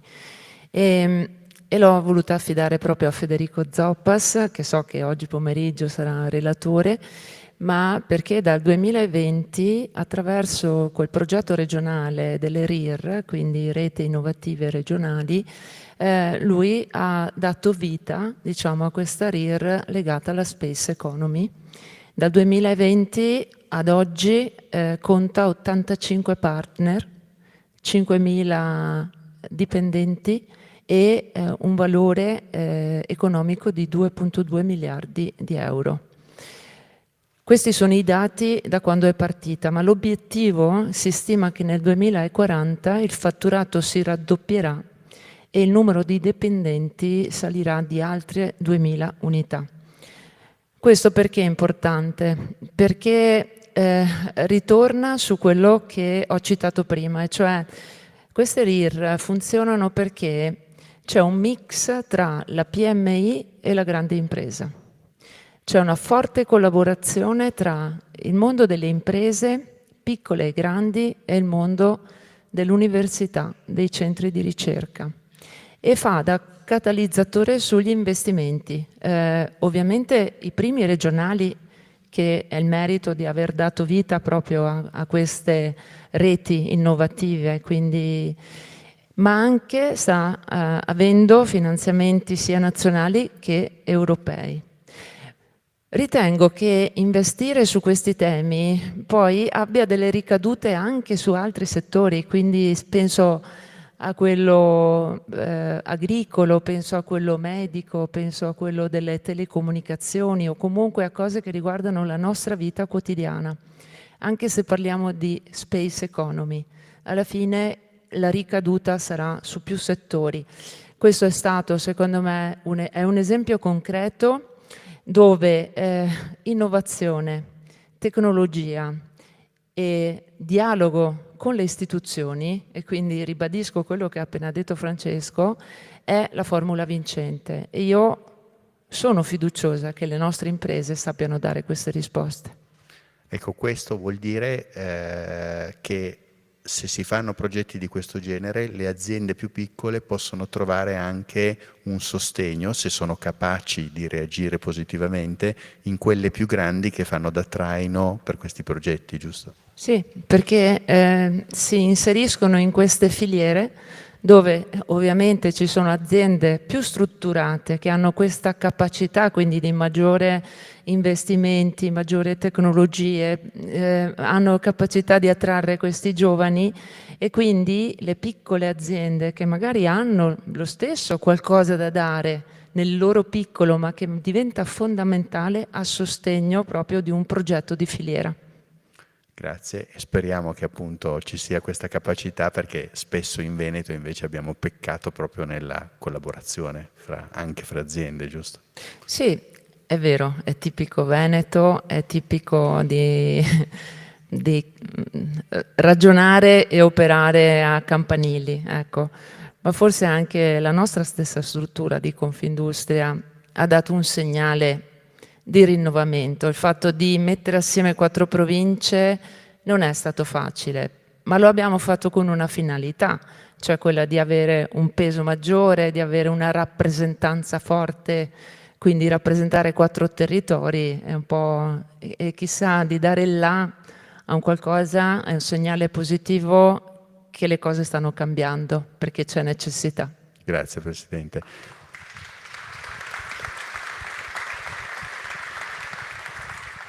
Marco Nocivelli, spesso viene sottovalutata, ma l'impresa italiana, soprattutto quelle, magari non quella grande, ma molte di quelle medie che sono diventate grandi nel tempo, come ha saputo fare EPTA, hanno avuto una capacità innovativa, una forte innovazione che le ha portate a essere in grado di affermarsi, di integrare e così via.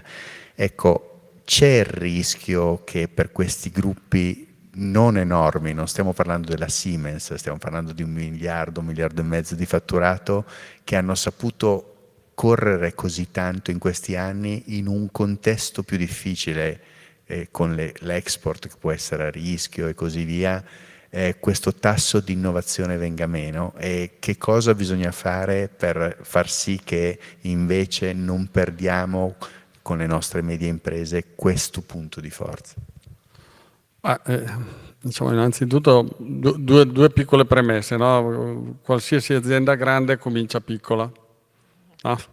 Quindi non è vero che bisogna sottovalutare le piccole. Quando guardiamo l'analisi in Confindustria, viene fatto abbastanza regolarmente, sulla competitività delle industrie in funzione della taglia, si nota che sono le microimprese che hanno un problema, che sono tante in Italia, quindi quelle da 1 a 9 persone, quando saliamo cominciano già ad avere una capacità di spinta maggiore rispetto a tutti i nostri competitor, diciamo, europei, quantomeno europei.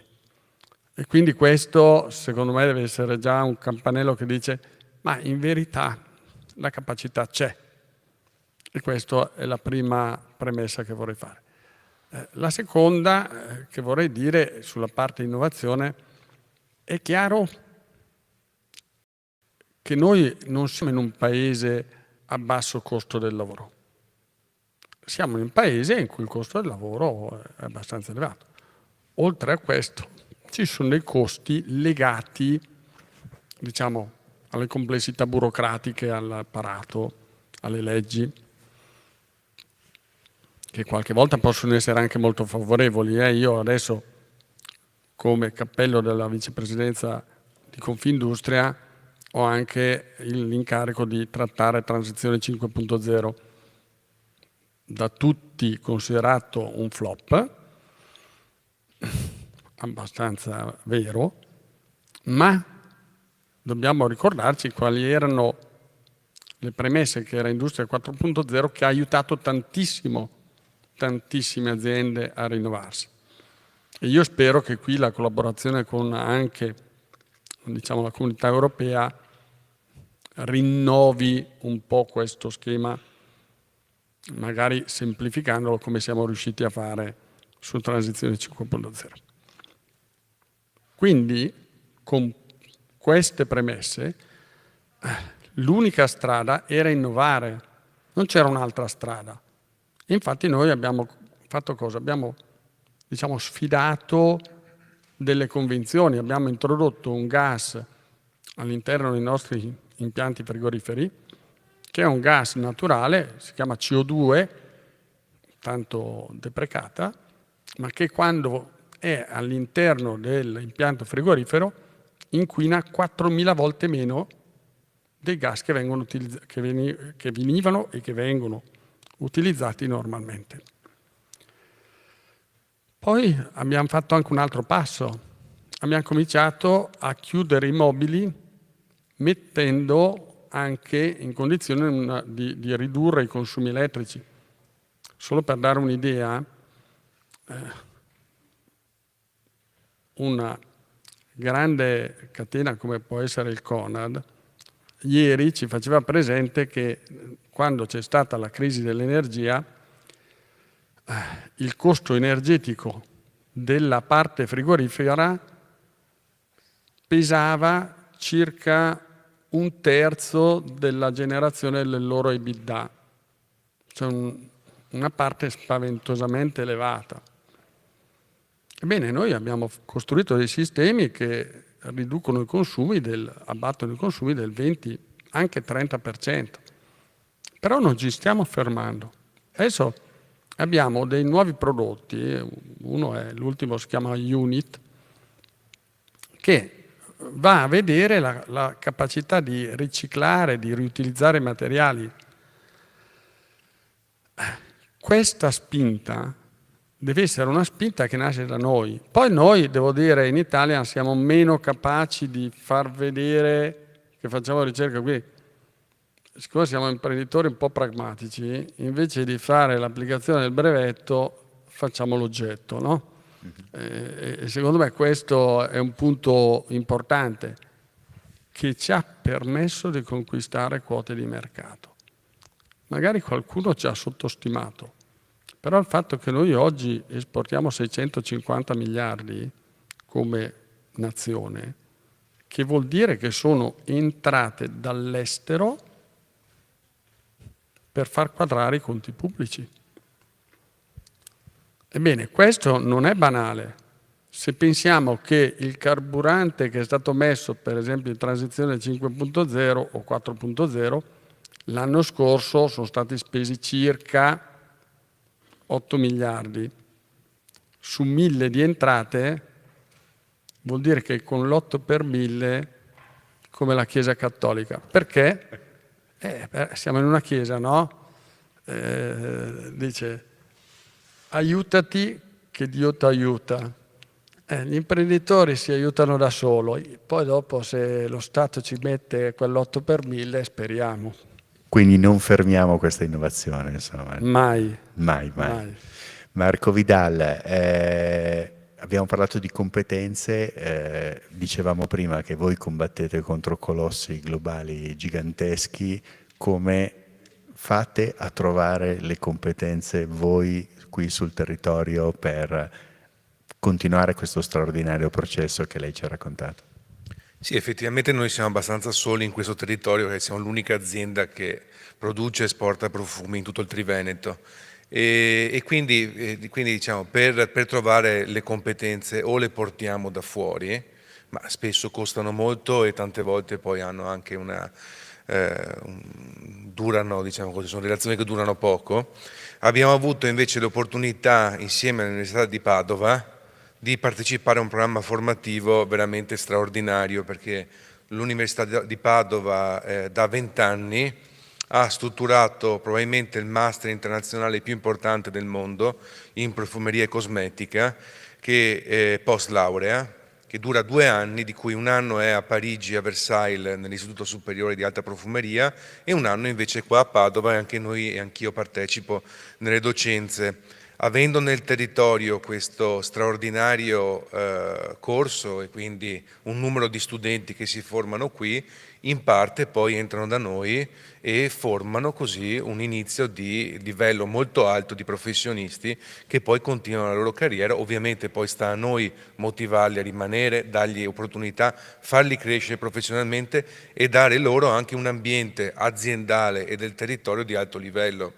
E quindi adesso per esempio noi abbiamo appena aperto la nuova sede aziendale, che è una sede molto bella, avveniristica anche in termini di laboratori di profumeria e di spazi, ma anche di contesto. Abbiamo creato attorno un grande parco del profumo e quindi anche un modo di lavorare e stare per loro in un territorio che poi, quello di Venezia, è anche una città internazionale, quindi anche per uno straniero porta ad avere degli stimoli importanti.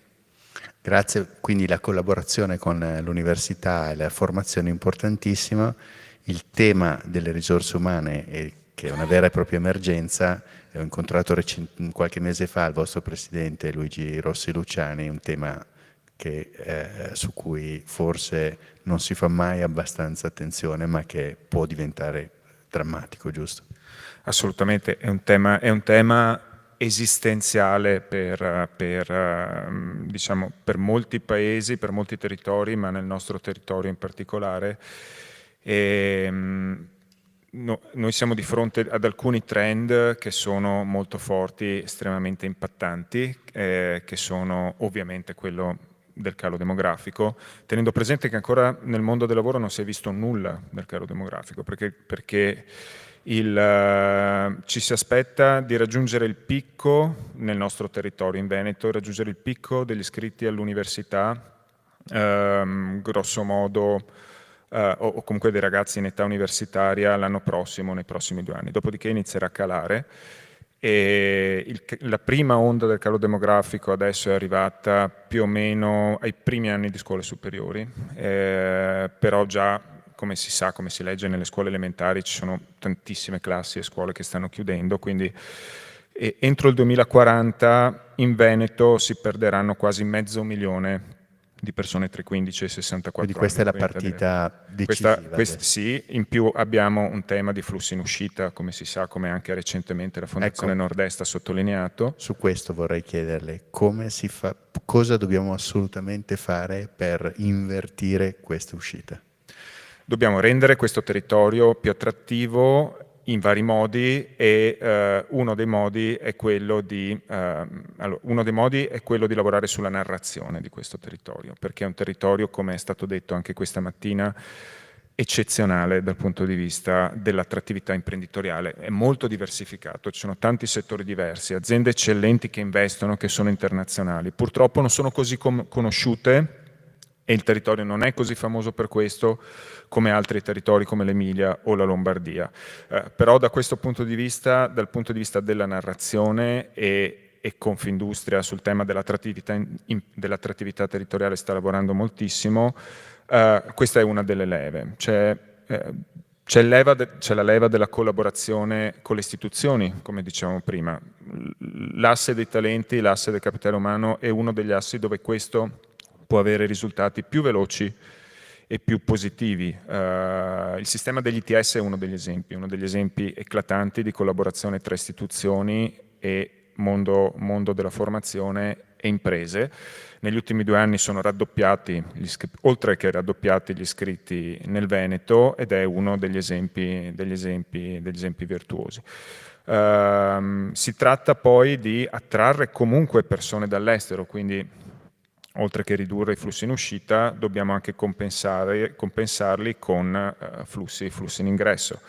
E qui il territorio va reso più attrattivo lavorando anche ovviamente sulla cultura, sulle infrastrutture e così via. Sono tutti temi che fanno parte della visione strategica di Confindustria Veneto Est, che appunto ha come missione quella di rendere, tra le altre cose, più attrattivo il territorio vasto delle quattro province. Quindi questo è uno degli assi più importanti su cui il dialogo tra imprese, associazioni come Confindustria e istituzioni può dare i maggiori risultati e più a breve. Io sono molto ottimista su questo, quindi ero partito ovviamente con un trend quasi drammatico se non si fa nulla, ma secondo me molto si può fare da questo punto di vista e molto si sta facendo. Sono assolutamente confidente che col dialogo tra aziende, istituzioni, associazioni, noi possiamo fare moltissimo per questo trend. Poi le azioni sono tantissime, ce ne sono tante altre, molto efficaci. La cosa molto positiva è la consapevolezza che c'è adesso a tutti i livelli nella nostra società sul fatto che questo sia un tema molto importante. Mi permetta una battuta, lei ha citato l'aumento di produttività che deve venire dalle aziende con nuove funzioni e così via. Se il governo ci aiutasse un po' a ridurre la pressione fiscale sugli stipendi non sarebbe male. Assolutamente, sacrosanto. Grazie. Allora il nostro tempo è terminato, quindi io vorrei ringraziare Francesco Nalini, Paola Carron, Marco Nocivelli e Marco Vidal per il loro importantissimo contenuto. Grazie. Alcuni di loro li rincontreremo in questi giorni. Grazie a tutti, grazie Presidente. Grazie.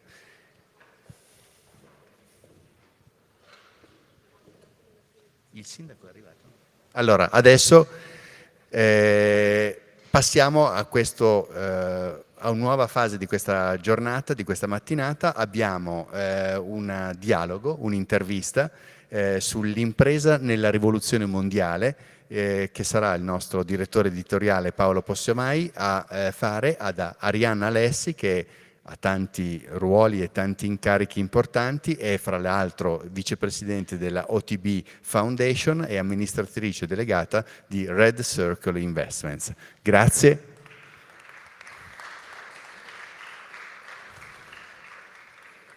Paolo, ti cedo il microfono.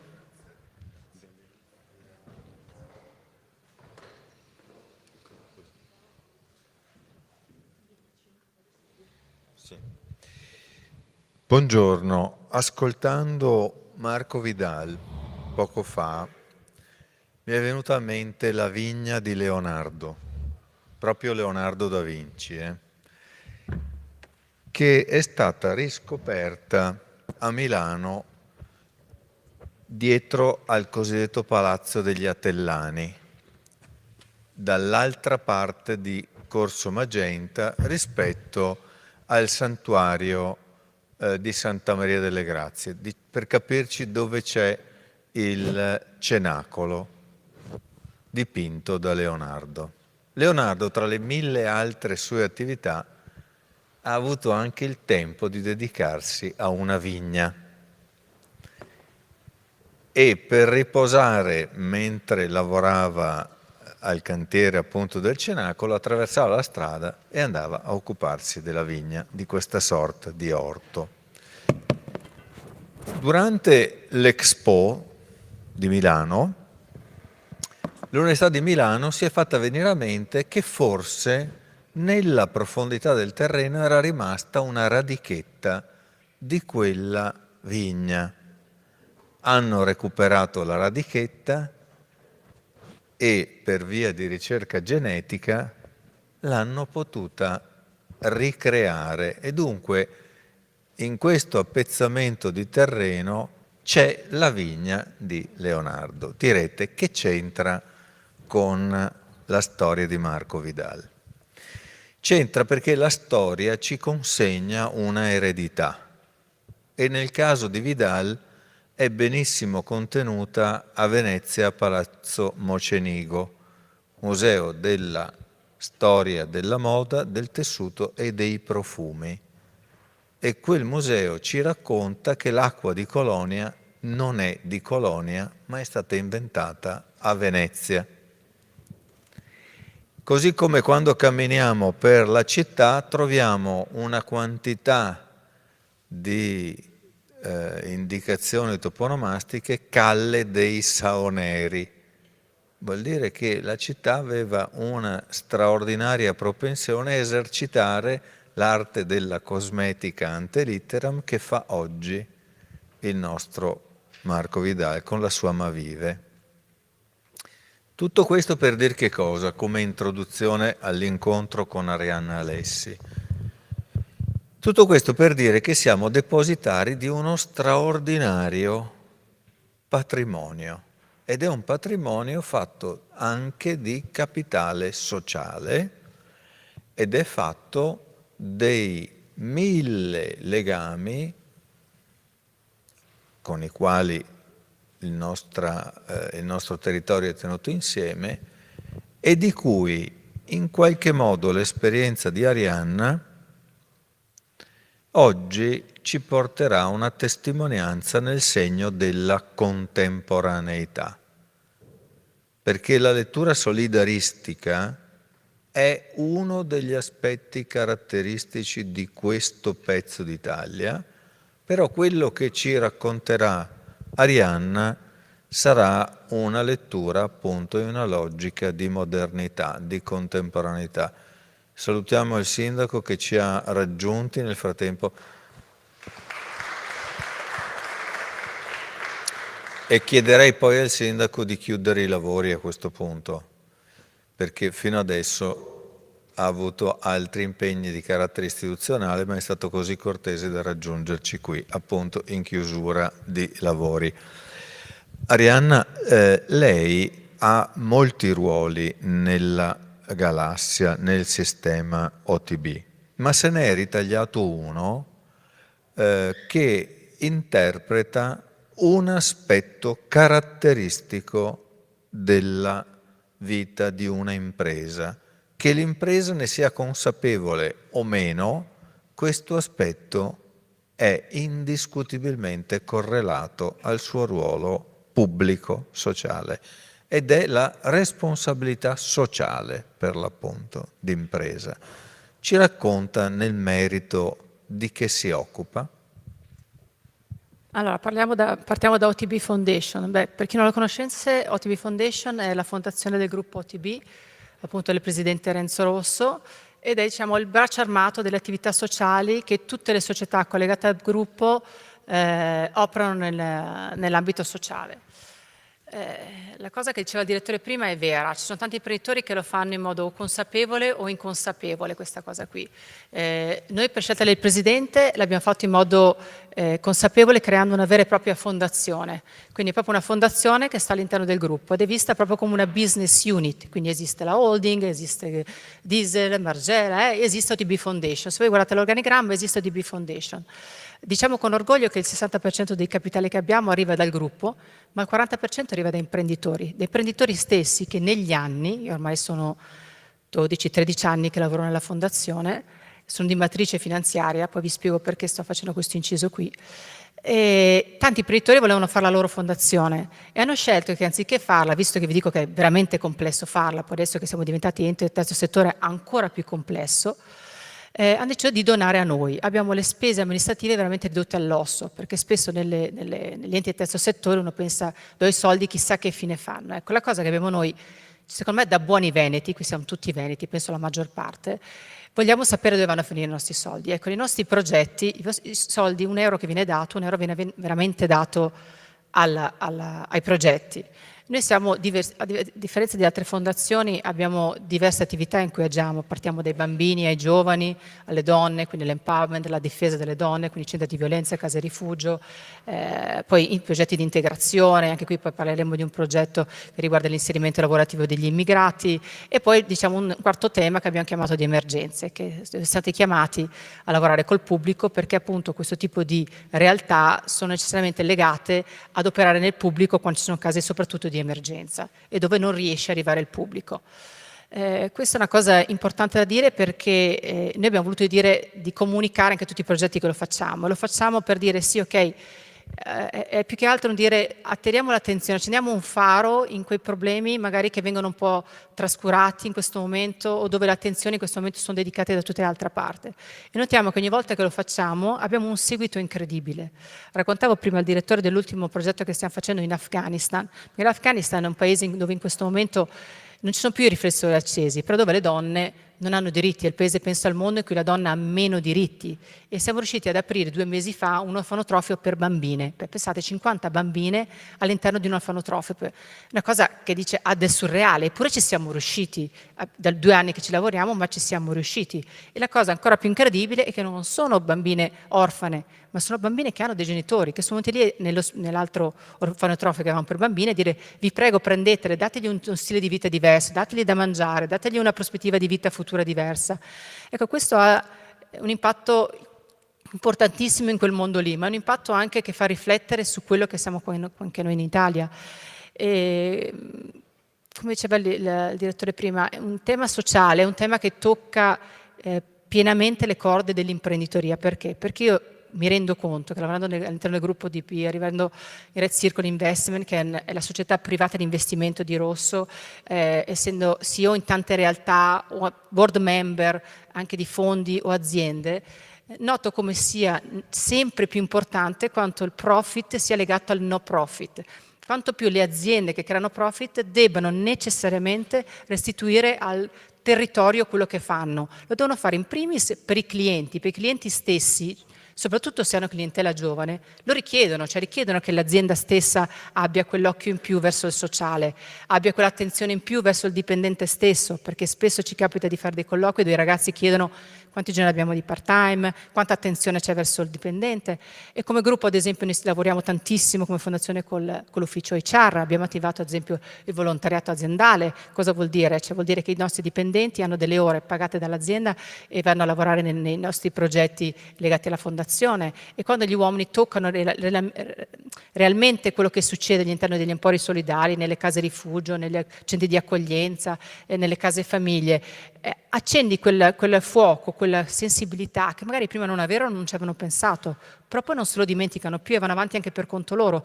E questo è quello che vogliamo, che sia un impulso sociale a spingere anche le mentalità ed è una cosa che ritorna all'azienda. Perché? Perché innanzitutto fai team building, perché spesso vanno capi di alcune sezioni, vanno con i loro dipendenti, il loro gruppo, e fanno team building quella giornata lì. E poi è importante, oltre che per l'ente che ne beneficia, per la persona stessa, perché si sente parte di un gruppo, si sente parte di una realtà che sa che una parte di quell'habit comunque viene destinato a una realtà che fa delle cose che fanno bene, si rende conto di cosa sta succedendo. Ecco, questo è quello che fa un po' la fondazione. Però se poi entriamo anche nel tema donne, per andare anche in altri ambiti in cui lavoro, le donne sono un tema a noi molto veramente caldo, perché mi rendo conto che le quote rosa io lo chiamo un male un po' forzato, è stato, no? Però è stato un male necessario, perché se noi non avessimo acceso i riflettori su questo tema, prima forzatamente inserendo magari donne che non erano all'altezza, perché mi rendo conto in tanti contesti in cui mi trovo, in cui ci sono donne messe lì perché bisogna fare il numero quasi, però il tema è perché proprio le donne non arrivano a ricoprire certi ruoli. Ed è lì abbiamo attivato per esempio un servizio che si chiama Brave Women Awards, dove abbiamo già avviato 57 borse studio tra Bocconi, Luis, Ca' Foscari, l'Università di Padova e Bologna, dove abbiamo pagato le donne in need, quindi che avevano necessità, abbiamo pagato dei master nelle materie di STEM, nelle materie finanziarie, dove le donne non so perché si autolimitano, non vanno avanti, non si presentano e quindi non arrivano in certi livelli. Quindi anche adesso che il gruppo Diesel ha ottenuto la certificazione di parità di genere, bisogna sostenerlo e bisogna riuscire a inserire donne che abbiano le competenze, e lì bisogna lavorare su sulla mentalità, dobbiamo lavorare prima a casa. Io sono mamma di una bambina che ha 9 anni e per me è fondamentale che la bambina la mattina veda la mamma e papà che si alzano, si vestono e vanno a lavorare, perché la bambina capisce da sola che c'è la mamma che gli compra il regalo con i suoi soldi, il papà che gli compra con i suoi soldi, la mamma che ha la sua indipendenza, il papà ha la sua indipendenza. Quindi prima in famiglia assolutamente devono succedere queste cose qui. Guardate che non sono scontate. Abbiamo fatto ieri, noi siamo da stimolo all'interno dei dipendenti, abbiamo fatto 4.500 ore dedicate al D&I, no? Diversity and Inclusion. Abbiamo parlato per esempio ieri proprio di indipendenza finanziaria, perché c'è tanta violenza finanziaria nelle donne. Una donna su 2 non ha un conto corrente, una donna su 2 ha la carta di credito appoggiata sul conto corrente dell'uomo. Ma non parliamo di cose lontane. Sì, io ho fatto una ricerca nell'ambito delle mie amicizie, veramente 1 su 2 aveva la carta di credito appoggiata sul conto corrente dell'uomo. Sono cose che sono aberranti oggi, perché non ti rendi conto che l'indipendenza dell'uomo, della persona, è la cosa fondamentale, quella che noi dobbiamo spingere e creare, dobbiamo fare. L'impresa è diventata oggi più che mai attore sociale per questo tipo di attività. E le pare che questo ruolo vada crescendo in quest'ultima fase della storia?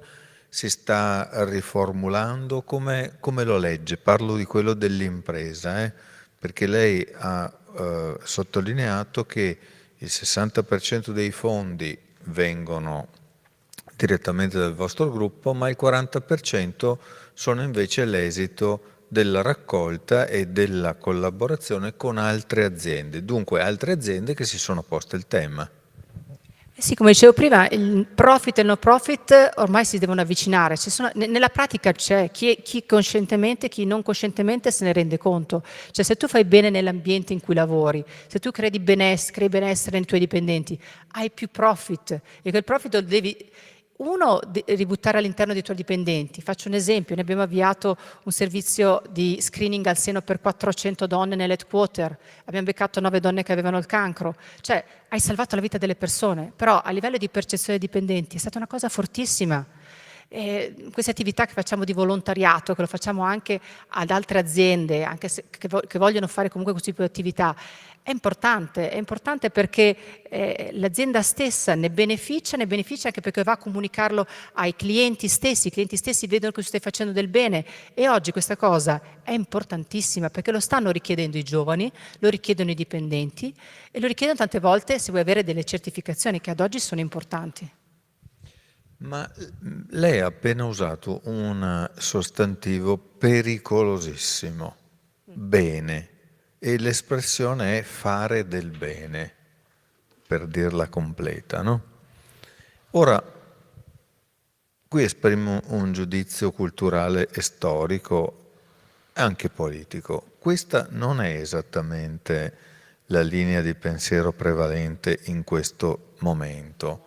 Non direi che sulla scala globale fare del bene sia un must, sia una priorità.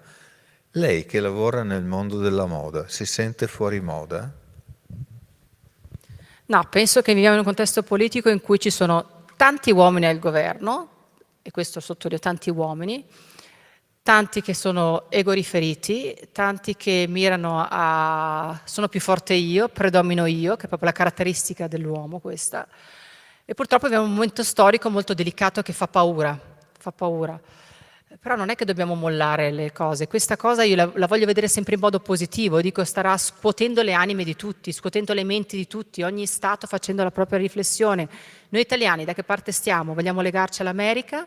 Vogliamo legarci a Starlink, che da un giorno all'altro abbiamo capito che ci può togliere, quindi siamo sotto ricatto degli americani in una società privata? O cosa vogliamo fare? Vogliamo legarci all'Europa che ci ha sempre voltato le spalle? Cioè qua sono dei temi politici, noi che siamo apolitici.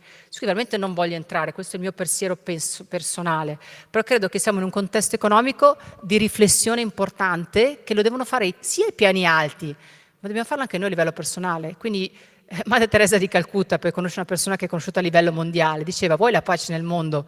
Comincia dalla tua famiglia, comincia dal vicino di casa. Ecco, ragionando sempre con questa mentalità qua, io alle ragazze della fondazione dicevo: abbiamo aiutato una persona oggi, ok, ne è valsa la pena. Quindi in azienda, nelle realtà in cui sono, porto sempre la volontà di avere l'uguaglianza di genere. Io non mi piace parlare di parità di genere, io voglio sottolineare le diversità di genere, perché siamo diversi uomo e donna, insieme portiamo valore aggiunto. Io spingo questa cosa, io vado sempre a controllare che a parità di mansioni uomo e donna prenda lo stesso stipendio, e se non lo prende mi chiedo perché, li intervisto, guardo, veramente sei a un livello inferiore, ma come mai? Come mai non hai la voglia di migliorarti e quindi puoi meritarti quel premio in più?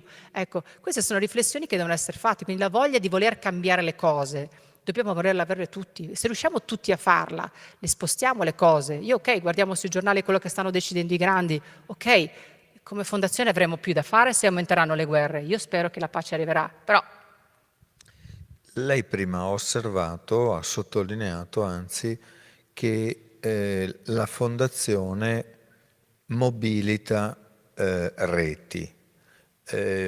Prova a farci degli esempi di collaborazioni materiali. Intendo dire, per esempio, lei poco fa ci faceva osservare che i dipendenti si sono messi in questione direttamente in una logica di volontariato e che più di qualche volta hanno chiesto se potevano fare di più nel loro tempo libero, il sabato, la domenica.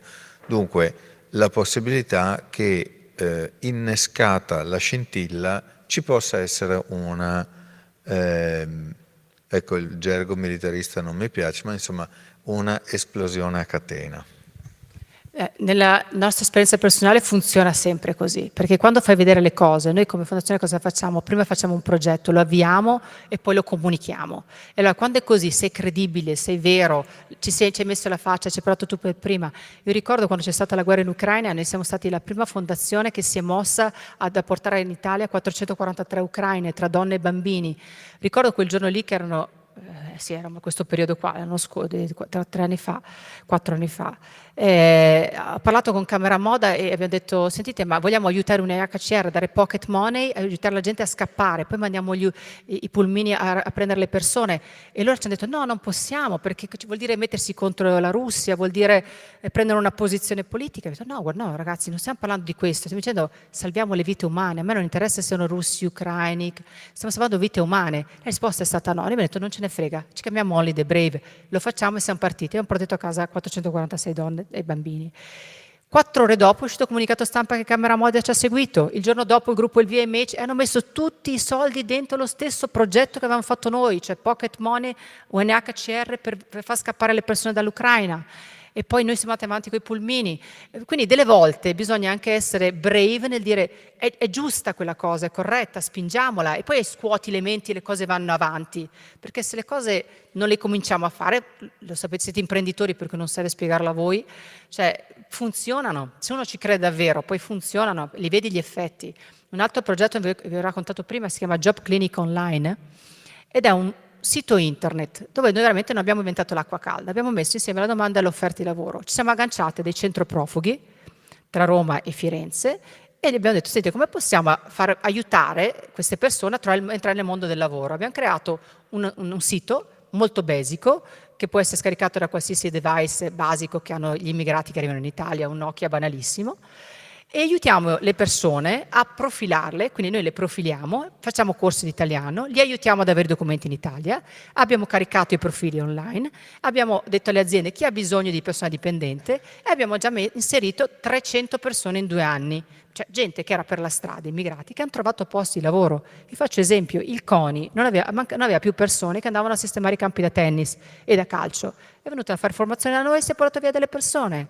Italy non aveva più gente che voleva fare i panettieri, è venuta da noi, ha personalizzato le persone, le ha formate e le ha portate a lavorare. Ma U-Power, gente per la logistica, cioè dico anche a voi se avete bisogno di dipendenti, che oggi c'è una richiesta pazzesca, cioè queste sono cose pratiche che noi ne facciamo nel piccolino, perché voi dite 300 persone sono poche, ma non sono poche, tanto li abbiamo tolti dalla strada, gli abbiamo dato una dignità, gli abbiamo dato lavoro. E queste sono realtà che noi lanciamo e poi sono sicura che le cose generano, perché le aziende che hanno bisogno di dipendenti stanno contattando, abbiamo adesso inserito una persona in più per aiutare a velocizzare questo sistema di profilazione e inserimenti nel database. Quindi sono cose che man mano che vediamo le realtà cerchiamo di inventarci come possiamo migliorare le cose. Ecco, questa è la nostra attitudine. Cosa ne è stato di quelle 446 persone, donne e bambini che provenivano dall'Ucraina? Beh, devo Non raccontarvi... una per una, naturalmente, ma Però avere saprei dirne un'idea. una per una, perché guardi, io ricordo il primo pulmino che è arrivato, le prime donne che sono arrivate, io mi ricordo di questa donna, Adriana, che è scesa, aveva Google Translator e mi ha fatto sentire e mi ha chiesto dove siamo. Aveva un sacchettino in mano e una bambina dall'altra parte. Cioè voi immaginate una donna che scappa dalla guerra, non sa dove sta andando, sale su un pullman a caso e quando arriva dice ma dove siamo? Cosa succede adesso? C'è stata una cosa che non può non toccarti. Io sono mamma poi di una bambina che era poco più grande della sua. E sono tutte persone poi che abbiamo trovato posti, abbiamo inserito, trovato prima vaccinate, poi trovato casa, prima in famiglia, poi ne abbiamo affittato alberghi, poi abbiamo trovato le case, un'ottantina sono rimaste in zona nostra, per cui c'è stato un rapporto diretto con noi, abbiamo fatto inserimenti lavorativi nel gruppo e nelle aziende amiche, le bambini sono entrati nel mondo della scuola, gli abbiamo dato una seconda possibilità di vita. Tanti sono rientrate perché sono volute rientrare a fare la guerra col marito, ma tante ci sono ancora qui da noi e stanno lavorando e abbiamo dato una seconda vita, una seconda possibilità. Ecco, questo è quello che siamo noi, nel dire diamo sempre, cerchiamo di dare quello che possiamo quando vediamo situazioni di svantaggio. Ecco. Ha un progetto nuovo che sta concependo, che sta coltivando, qualche cosa che caratterizza questa annata o forse l'avventura, insomma qualche sogno nuovo? Sono tanti, però i fondi sono limitati nonostante tutto, sono sempre limitati in queste cose qua, soprattutto in un momento in cui sapete che i grandi governi, l'America, anche le UK e anche altri stati hanno tagliato i fondi per il no profit, no? Quindi vuol dire che dicono non abbiamo bisogno, tagliamo i fondi.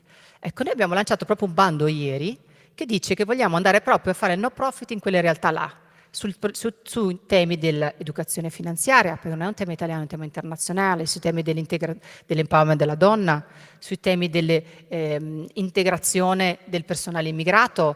Quindi abbiamo lanciato un tema proprio in quei paesi in cui lo Stato ha deciso di tagliare i fondi lì. E quindi abbiamo detto, no, noi abbiamo stanziato quei fondi per realtà straniere che operano in questi ambiti qua. Bene, io direi che possiamo passare alle conclusioni ad opera del sindaco. Vi farei soltanto osservare il significato della parola responsabilità, perché ovviamente sta dentro al ceppo della parola rispondere ed è una domanda che ci viene fatta, alla quale possiamo rispondere in un modo oppure possiamo fare gli ignorri, ma in un modo e nell'altro una risposta la stiamo dando. Grazie a tutti, grazie ad Arianna Alessi.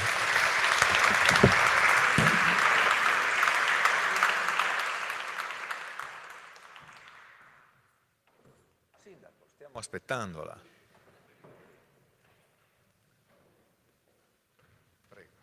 Grazie di cuore. Io vi chiedo scusa se sono venuto in chiusura, però oggi tra l'altro è stata una giornata che è un po' complicata per la nostra comunità. Salutiamo il nostro comandante della polizia locale che purtroppo ci ha lasciato ieri e quindi ci tenevo però oggi a venire a celebrare ufficialmente l'inizio di questo festival che se prima mi entusiasmava, oggi mi riempie anche il cuore di gioia. Io aggiungerei il Festival dei territori industriali e dell'ottimismo, perché finalmente non ci si piange addosso, cioè nel senso che si fa leva su quelli che sono degli elementi di forza di un territorio, di un paese, perché come giustamente hai sottolineato in tutte le conferenze stampa stiamo parlando di un festival su scala nazionale e che ci dà la consapevolezza che se siamo comunità, se facciamo squadra, se facciamo rete, se dialoghiamo tra privato e pubblico, noi possiamo essere un traino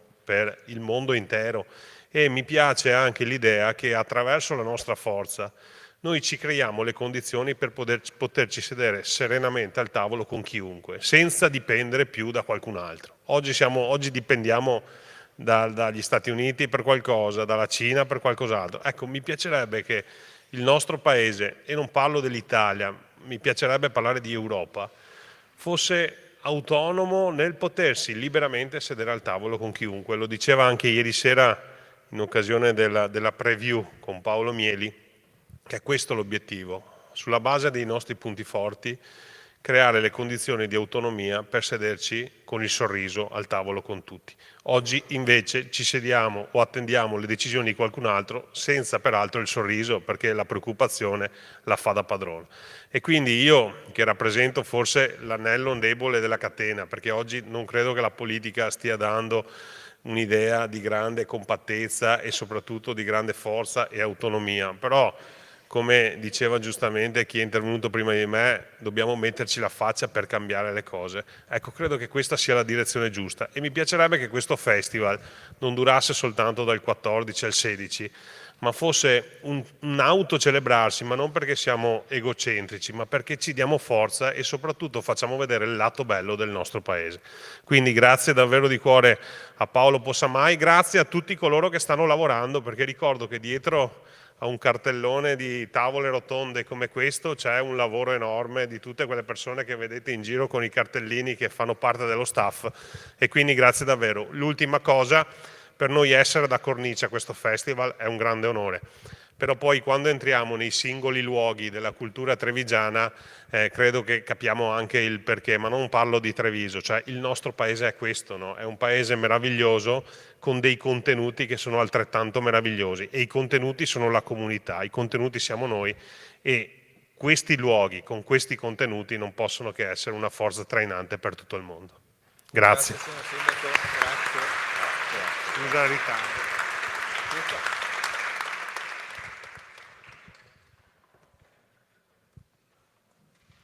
Grazie Sindaco, grazie Paolo. Rimanete aggiornati sul sito internet del festival perché gli aggiornamenti sono continui e i programmi e gli incontri di oggi continuano e saranno molto intensi, non come quelli di domani che sarà, speriamo, una giornata baciata dal sole. Grazie a tutti e alla prossima occasione.